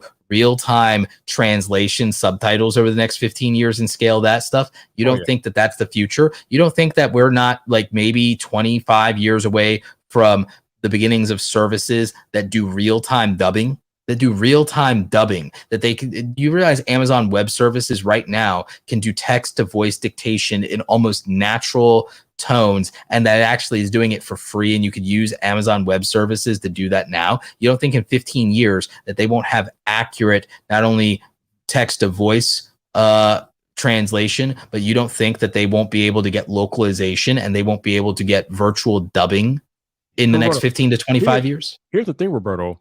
I think a lot of people out there, especially a lot of the old heads, think that the creator economy is a fluke. They think it's a gimmick. They think it's gonna die out. But we both know when you ask today's you, what are the most desired jobs out there? At the top of the list, YouTuber. Yeah. And just that alone will keep YouTube afloat for the next, and that's just YouTube. It's content creator, because not everyone, like people kind of, they want to be YouTuber, but if they can be a TikToker, they'll take it. If they can be a podcaster, they'll take it. If they can be a Twitch streamer, some people actually don't want to be a YouTuber. Some people want the community of Twitch. Like people are having their preferences. There are platforms and communities that haven't been invented yet that will be successful. Yeah. I mean, and they'll have their day. Some of them will grow, some of them will fall off. Like Snapchat still has a very specific dedicated community. Yeah, my Snapchat stock has gone to the moon, dude. Like, I mean, Snapchat has gone live, man. But my point is, there are so many people that are interested in being a YouTuber. I'm just talking about YouTube. Yeah, it will single-handedly keep YouTube afloat, and we know that there's a bunch of other platforms that will come up, but YouTube is the main cash cow right now, and it's only going to get bigger and bigger. I think people they prematurely try to predict the death of YouTube. YouTube is not going anywhere. Oh, YouTube won't go anywhere in terms of like the death of YouTube. It's like, do not sleep on Facebook, right? Instagram, Spotify, or even potentially a completely new platform. And don't sleep on, and as much as people want to dunk on Facebook, VR and Oculus and VR experiences and Second Life type experiences in the next 15 to 25 years are going to be sick, especially from the gaming side, but also from the social side. What happened with this pandemic in terms of people really getting into VR and VR chat, and I've been talking to Nick, especially international people. A lot of people only look at the West. Every market outside of America is bigger population centers. Like, so don't get it twisted and think that like we're the end all be all of everything. Like the VR adoption outside the Western market is going to be so quick and so big and so massive, and it's going to be such a big market. And Facebook is all about, that's why they bought Oculus. Do not sleep on what the potential of monetizing a virtual world looks like. Do not underestimate it. And do not underestimate the implications of what happens when we get a truly good blockchain-based social network. I mean, Lynn just said it right there. If you build a following and launch a good product, you're set. I mean, that's the creator economy in a nutshell right there. Oh, facts. Like there's so much to come. Oh man, there's so much to come. Like I said earlier, we are just in the infancy of the creator economy. So, and a lot of people feel like they're too late to the game. No. You are not too late. You need to jump in now. Now is the time. No matter where you are in your life, how old you are, it doesn't matter. If you're thinking about jumping into the creator economy and becoming a creator, you need to get in there now. I've met so many creators that have started in their 40s, dude, and crushing it. Yep. Like Nick was like almost 40 when he started YouTube. Nick was almost 40 when he started YouTube. People don't realize that. D. Niman is older than Nick. Brian G. Johnson, like crushing it. Daniel Patel, crushing it. Roger Wakefield, Roger the Expert Plumber, crushing it. Like 40. Happens all the time. 40. 40 right here, baby. Viper. Yeah. 40. Crazy. Yeah. Absolutely. Let's go. There's so much. There's so I mean, dude, Casey Neistat and Gary Vee are both older than us. Like Casey Neistat's not older than us. Yes, he is. Yeah. No, Casey is 41. Wait, what? Really? Hold on. Let me type this in real quick. And Gary's 9 years older than me. I know Gary's older than us, but Casey too? Wait a minute. Yeah. Okay. He's 40, so I guess he is. This year he'll be 41. No, he's 40 years old. He was born in 81. So he just made 40 this year. Oh, yep. Facts. Okay. March. Okay, yeah. You're right. 40. Yeah. So boom. There we go. 40. Oh, like Liz said, didn't Jeff Bezos come out with Amazon after 40? I think so. No, he came out with Amazon when he was 30, I believe 33 at the time. Okay. I think it was 33 at the time. Jeff. Hey, there's nothing wrong with 40 young ladies. There's nothing wrong. There's nothing. 40 to 30, baby. We rocking. We out here. I think it was like 33 at the time or something. He launched Amazon at 30. And he is currently, I believe, what does it say is 57. He's 57. So like he founded Amazon he founded Amazon back in like, he founded Amazon in like 90 some shit. Yeah. 90 some shit. Yeah, Jesus. Yeah. Time flies, man. Time flies. Yeah, and I've been like an Amazon customer since before 2000. Doug, what's up, bro? Yeah, so like, man, that's crazy. What's up, John? That's crazy. So, yeah, man. But like, he put in the work. Like, I know people criticize him and everything like that, but he did put in the work. And I did an estimate, dude. I was like, it's not unreasonable for like, I did the math, and because he has like 1 million employees, like if you had 1 million employees, even if they averaged out to like 30K a year a piece or whatever, and all you got was like, let's say, quote unquote, because it's like 1 million employees. If you got like just 10% of the value of the work that they do, well, that's 3,000 times 1 million. You still are making $1 billion. You're making billions even after taxes every single year, if that's the only equation. And we all know that our employers get more than 10% of the value of whatever our paycheck is. They're literally taking the value that we create and reselling it to the market at a markup. They wouldn't just get 10% of whatever we're getting paid, right? But even if they did, if in Jeff's case, he employs so many people that the math just scales. People don't understand the concept of scale. All they see is one dude has this much more than me. But it's like, it's because he's investing in more than 1 million people and getting a sliver of the value that they create, or sometimes exponentially more than the value that they create, and doing that over a long period of time. It's just math. Yeah. and is an engineering and computer science major. He thought of the concept of scale. It's why he picked books to start with, was because books had the single largest inventory out of any number of SKUs you could have. He was a bean counter at a finance firm and came across that variable and said, oh, I should sell books. And the internet has unprecedented scale. I should do this. Robert Smith, he's the richest black man in America, right? Yep. He quit the financial sector just like Jeff Bezos, and he did it, I think, in 1996 or something. He took a lot of crap for it because he was like on track to be like a big deal and partner in a financial thing. So representation of the black community, that was going to be a big thing. And he's like, he left and decided to go independent. People were mad, believe it or not. And this was a big thing back then. He decided to build an acquisitions company. What industry do you think that he decided to eat up companies in? Probably finance. Software. He left finance to build an acquisition firm. And this is how he became a black billionaire. This is how he became the black billionaire, is that he saw in like 1996 that software eats everything else.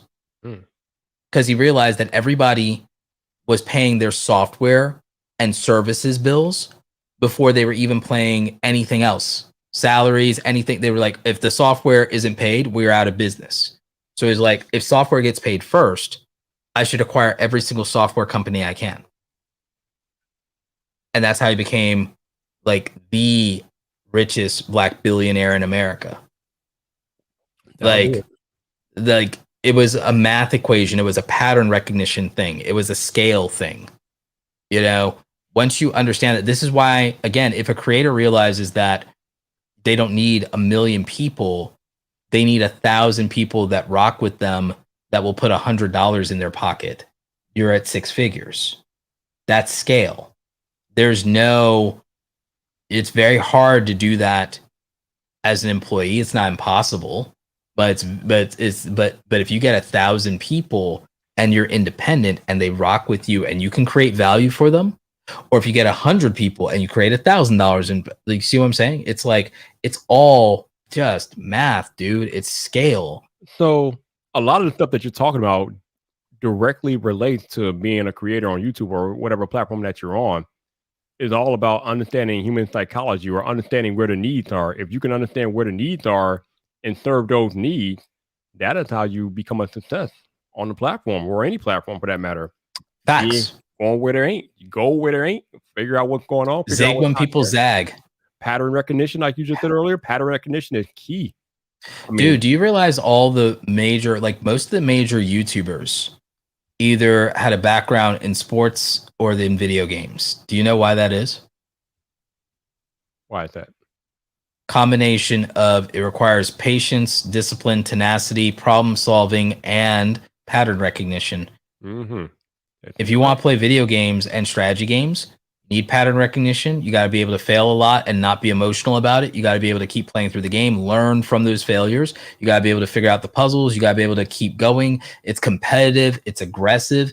Same thing with sports. I mean, sports is pattern recognition too, but it's physical pattern recognition. So it's a different level of problem solving, but it's there. And that's also the tenacity, the grit, pain tolerance. So again, like sports and video games create the mental models that make people successful in very competitive industries that also require you to please large groups of people. That's why sports and esports pay so much to people who can compete at a high level. If you think about it, like those also are economies of scale because of the entertainment value. Do you remember when me and you were growing up and parents back in our day didn't take video games seriously? They thought that we were wasting our time, that video games. Now you have whole ass parents like sitting there grooming their kids for success, being like, you play those video games, I'm gonna buy that. I'm gonna buy that streaming center. You're gonna pick this thing. You're gonna get on this Fortnite. You're gonna get on this Halo. You're gonna like, let's go. League of Legends, let's go. My, how times have changed. Yeah. You go beat the next ninja. Let's go. Yeah, exactly. Let's go. Like, oh, that kid is making more a month than I made in my whole life. Let's go. Like it's serious now. It's serious now. People are Like it's a real thing, man. And the same thing even with YouTube and TikTok. It's like parents are like getting into it and are like becoming like parent managers and are like, you know, like some of them it's not good because some of them are like literally bullying their kids into it. So what they do? They Ryan, what is it? Ryan Toy World. The dude Ryan's Toy Review, but now he's Ryan's World rebranded. But he has good parents. But he has good parents. But yeah. But he made what $31 million. Oh, he's like, yeah, and like there's this Russian girl, there's this little girl in Russia, she's making even more, I think. Like she's new and she's like, yeah, I think her name's Natasha or something. She's like, there's like, yeah. Oh, that's too funny. But yeah. There's like, yeah, I mean, dude, it's so much. Like, I mean, look at like the nursery rhyme stuff. It scales because it's like it's massive and it doesn't even matter as far as language, although you could localize it. And it's like there's so many of these opportunities and it's so crazy. It is, but there is a pitfall with all this as well. Is that, and it's the thing that we talked about earlier about not tying yourself to one platform, because if something happens to YouTube today or tomorrow, yeah, you are done if that's your only platform. If that's your own platform, and if all of your revenue is tied to it, that's where I'm going.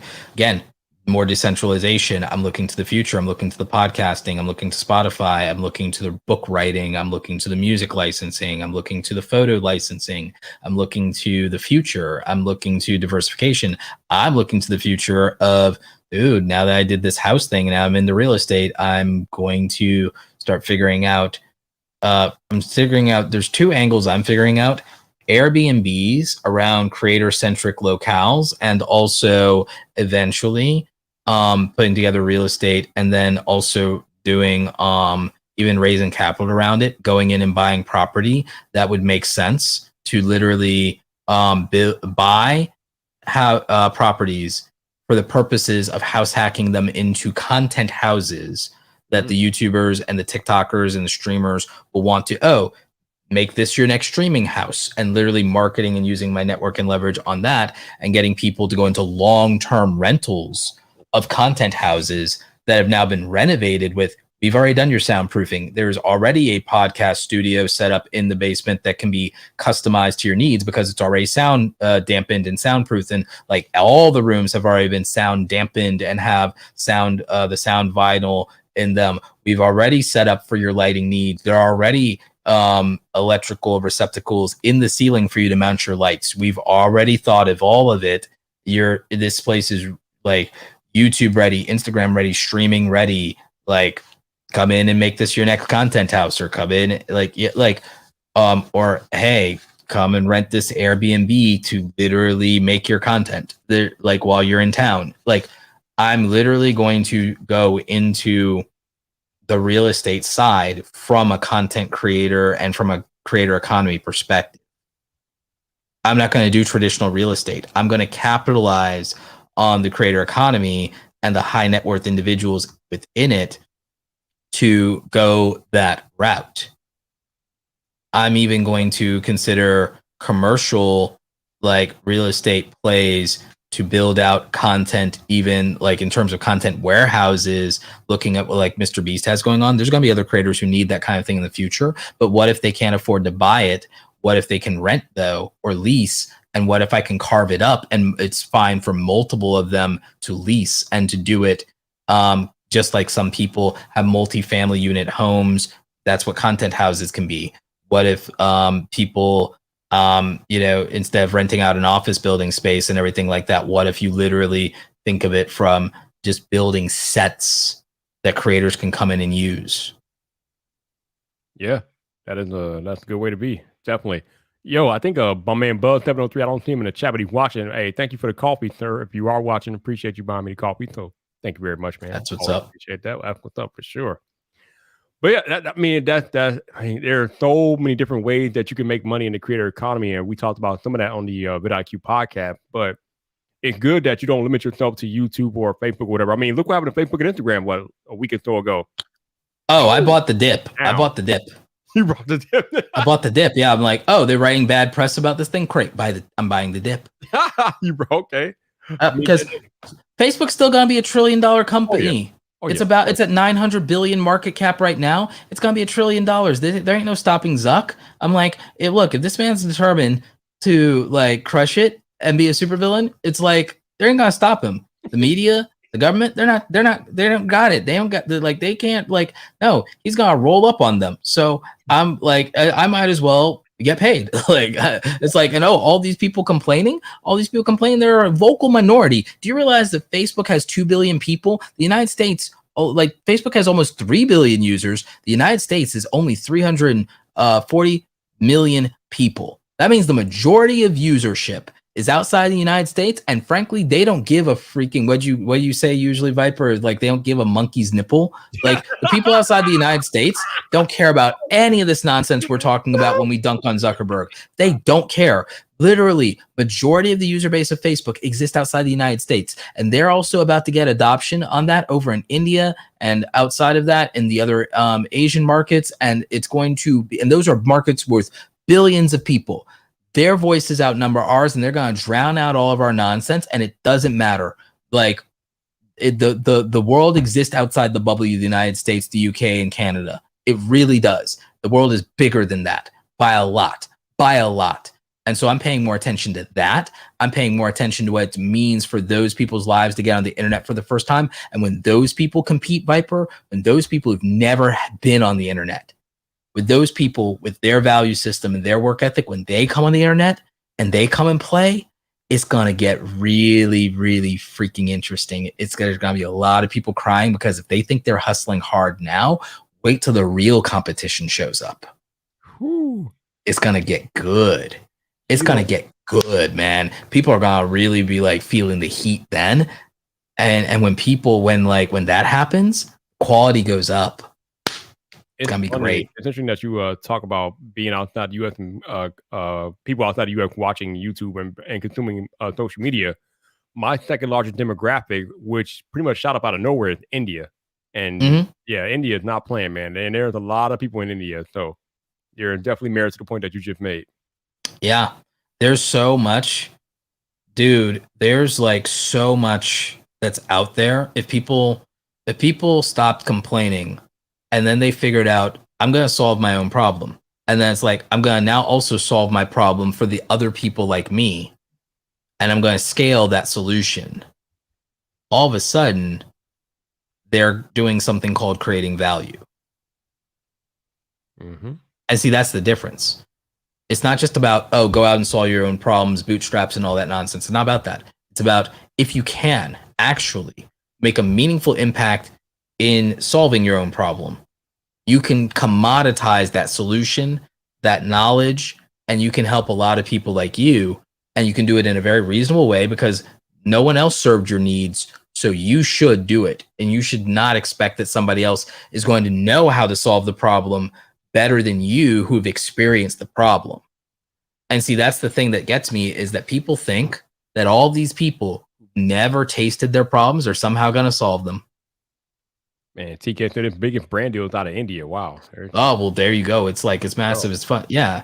It's like, dude, there's so much. Yeah. 140 million Brazil. Funny thing. Brazil is one of the fastest growing YouTube communities in terms of speed and adoption, because people don't understand how many people in the world speak Portuguese. Like, that's real. One of the biggest female YouTubers, actually, of the top 10 largest female content creators on YouTube, 3 of them are Latina. I believe it. One of them is specifically a female creator who's Mexican, and her content is in Spanish. And she is, I believe, probably like the 3rd largest female YouTube content creator. 252 million Facebook users in India. Wow. Whew. Yeah, 78. There's 78 million in Mexico, 140 million in Brazil, 136 million Indonesia. Yeah, crazy numbers. So think about that comparatively, like the United States. It's like there's so much more out there than us, and there's voices just don't get heard enough. But when they do, like, that's going to get really interesting. So I'm paying attention to the market at scale. I'm not paying attention to a few loud people in the media and a few people that whine on Twitter. I'm paying attention to the reality of the global marketplace and the fact that we live in a world, not in a country. You know, that to highlight your point, I think that's one of the reasons why I started captioning all my videos now, just because I know that there are people outside the US and people all across the world who watch my content, and I want them to be able to enjoy it. And one of the ways I can do that is to caption the video. So, Adobe Premiere like does really good captioning now. Built in without you even like paying anything extra beyond what you're already paying for Adobe Premiere.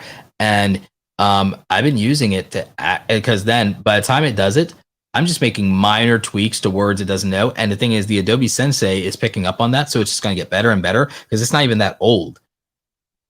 It'll be like perfect in like 5 years. It'll be like perfect. I won't have to correct jack. It's like it's really good.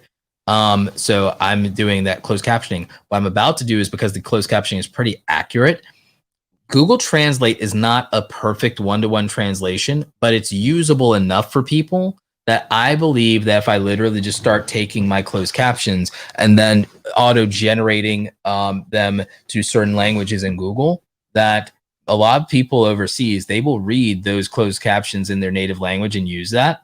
And then I can just increase my views by doing that. Woo. Dropping some fire here. I hope y'all appreciate the fire that's being dropped on this chat tonight. This is some crazy stuff. Let's see. Liz says you can really do anything. You just need imagination and perseverance and the fact that it's a global marketplace. Seriously. Like, I go back to the point I was making earlier tonight. The internet is here and it's in the palm of your hand. Like, anybody who has a smartphone has the internet in the palm of their hand. The all people's data on how the world works is lying to them and is rigged, because they keep looking at in the aggregate of the last 50 years, last 100 years, and they look at their parents' experience. In my opinion, the technology has radically changed the world so definitively that we should basically, if we want to make decisions about our lives and about how the world works, we should only be looking at the data from the last 5 to 10 years. And that's basically it, because the world just transformed too much to use anything else, I think. Personally, that's just me. Is like, the thing about it, why would I make decisions about my life based on information that exists outside of when a smartphone was created? Yep. Why would I make decisions about my life predicated on data in aggregate from the majority of time that social media and smartphones and the internet didn't exist? Because it's not applicable information anymore. Oh no, the world has vastly changed since then. Oh my goodness. They're updating and changing the credit score model. So like, why are you going to go off of like for real? Why are you going to go off of that? Why are you going to go off of like, why would you make a financial decision about what interest rates were 20 years ago instead of making that in real time, looking at current interest rates? Why would you do that? Like, I don't look at the 20-year history of a stock. I look at the last 5 to 10 years and the last year and the last quarter. Like, I don't. You see what I'm saying? I make decisions about the world as it exists right now, because it's changing so rapidly that that's going to get dated really effing quick. Yeah, exactly. I mean, why would you make decisions about the world as it happened in the past? I mean, we know that's not going to fly, because the stuff that used to be funny 10 years ago will get you canceled today. So you definitely the stuff that used to be funny 5 years ago will get you canceled. That is true. That is true. Ask Kevin Hart about that. So we definitely have to be more mindful of the way the world is today instead of looking to the past, because that's not going to get you anywhere. That's a recipe for disaster. Yeah, basically. Yeah. Oh my God. Whew. Like I think that one of the things you have to really like pay attention to is also like not where you wish things were going, but where you genuinely can reasonably say they're going to go based on the current trajectory. You can only anticipate so much, but the thing is, it's like, I'm not some genius why I was able when I was younger to predict a lot of the future, because I'm like, it was obvious to me because I was paying attention to where we were and the speed of things. That's why I knew. I was on the internet. I was coding. I was building websites. That's why in 2002, I could tell my teachers, and they called me an arrogant little prick. Like, I could tell them, hey, you're wasting our time teaching us to design ads for newspapers. You want us to have a career in the future, you should be teaching us about banner advertisements. Oh, like, no, you don't know what you're talking about. Newspapers are forever and everything. Oh, funny story about the newspaper business. How's that going? Oh my goodness. I didn't have any insight into the transformation that would happen to the world of journalism or any of that. I just reasonably knew that banner ads were everywhere, that I was spending time on the internet, that the internet adoption was growing, that it made things easier and accessible for people. And once more people got on the internet, that it would grow and that would scale. And I was like, banner advertisements are cheaper right now. They're underpriced and they make more sense. And like, most people are not going to keep going to newspapers for information that's dated. They'll go to the internet. I knew that in 2002. And it was an obvious conclusion if you were spending time on the internet. But my teachers, again, people who are very resistant to technology, people who resented technology, just like some of our lawmakers, because they're from that same generation. Yep. They don't want change. They don't like change. Change is not, in their mind, benefit them. In their mind, change hurts them. So they don't like it because it's disruptive to their current situation, while it's beneficial for the rest of us who don't have their situation. So like, we'll see the benefits and we'll value it and we'll trust it. They will be reluctant. And so that's the problem. And so I saw that it wasn't hard for me to be able to predict the future because I was invested in the present. Well, we've had the conversation before, and I don't want to get too much into it here, but we've had the conversation before about how the education and curriculum and system as it's currently constructed is designed to hold people at a certain level and not have them look beyond what is possible just because of, like you just said, the current stature of the hierarchy, the people in power. So yeah, that's a whole other topic. Yeah, it's like, it's just about like, it's funny, like people who come from gaming and sports actually are really good problem solvers, Viper, because they will win even at the expense of like, okay, my job is done. And they're like, okay, on to the next. Like, because you see, if you beat a video game, if you're a gamer and you win and you beat the game, you put yourself out of a job. If you win the game and you're the sport and everything, your purpose is fulfilled until the next bout. You know what I'm saying? But these people in institutions don't want to solve problems because there's no job security in that for them. But people who are truly competitive, people who are truly hungry, they don't care about that. They will always be the adrenaline junkie that is looking for another dragon to slay. It will not matter. There will always be another problem, another mountain, another this, another that, another way to make their bones. And the thing is, if they don't, they're like, oh, well, that's not enough to discourage me from actually fulfilling my purpose of like slaying this dragon, beating this game, winning the match, doing the thing, riding off into the sunset. It's like, I'll find something else or I won't. You see what I'm saying? It's like, oh yeah, people who are genuinely invested, people who are passionate, are obsessed. And the idea that it's like, oh, if I solve that problem, I'm out of a job. It's not enough to matter for them because it's like, but I won, you know, like winning. Like, I hate to say it, but it's like, you almost need somebody who cares more about winning and more about being right, because even if it hurts them a little bit, they will still see the thing through and will crush it and will solve the problem. And that's mostly beneficial to society. And it's not about them being altruistic and just wanting to benefit society. It's that they can't help themselves. They have to fulfill their purpose. They have to solve that problem. They have to be the solution. Yeah.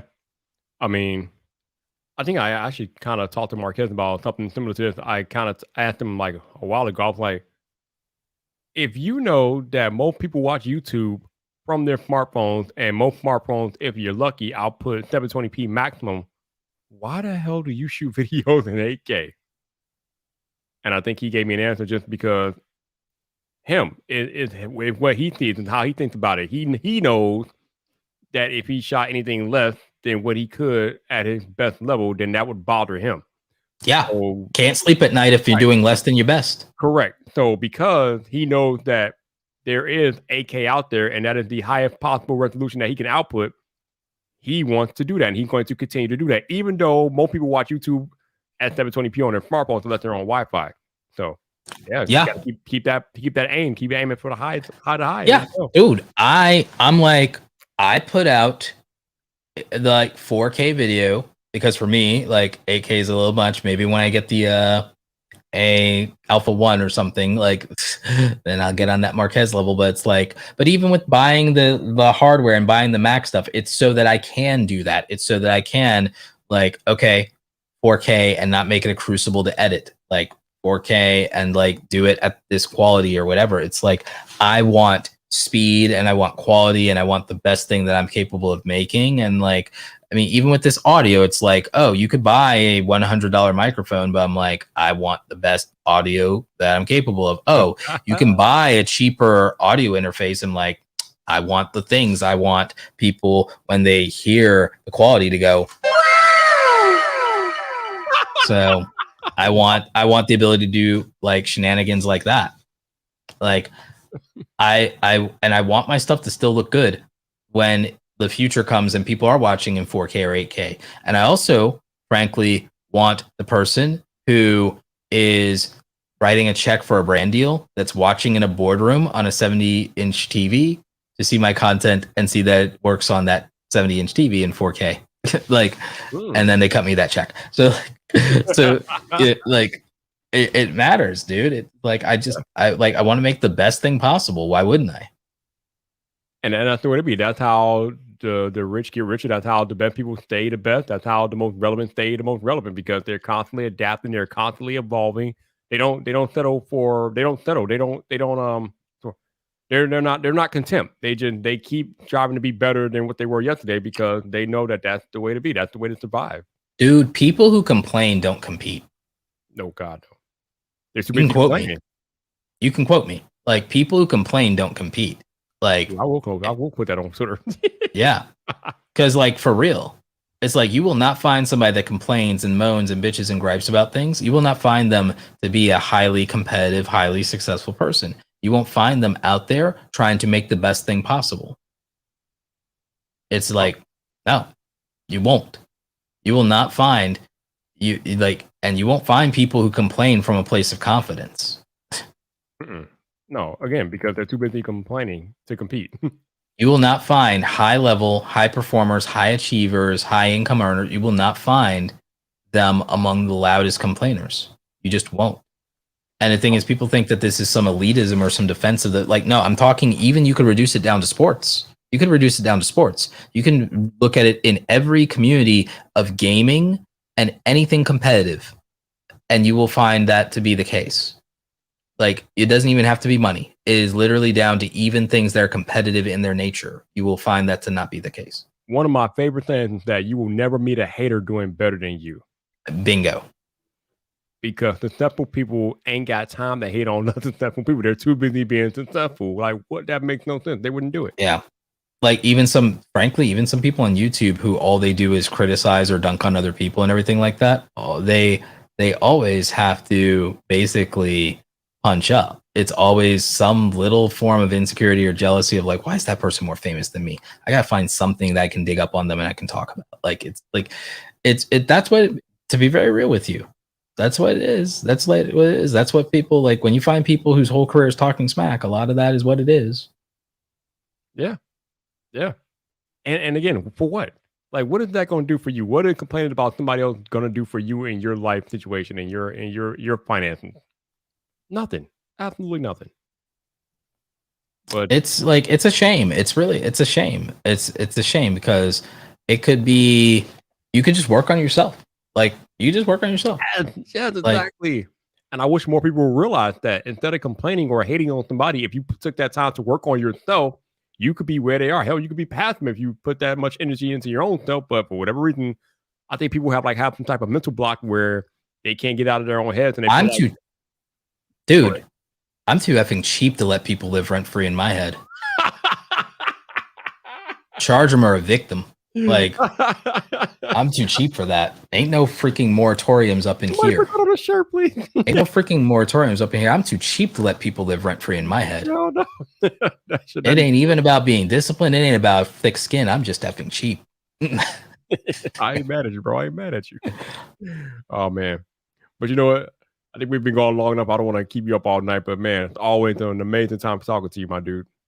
Yeah, of course, man. Absolutely.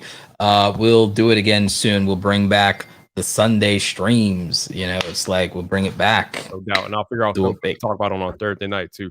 Yeah, please do, and we'll get that squared away. No doubt. Hey, shout out to all of y'all who hung out for the last 2 hours and so. Thank you guys for hanging out. We're about to get up out of here for the evening. Y'all have a good night, and I will catch y'all on the social medias. I'll probably be back. I know I'll be back on Friday. We're late tonight, but I'll try to get back live before Friday, hopefully. But we shall see. But until the next time, people, this your boy Viper, the man about tech. You know where to find me. So come back for more. Bruh.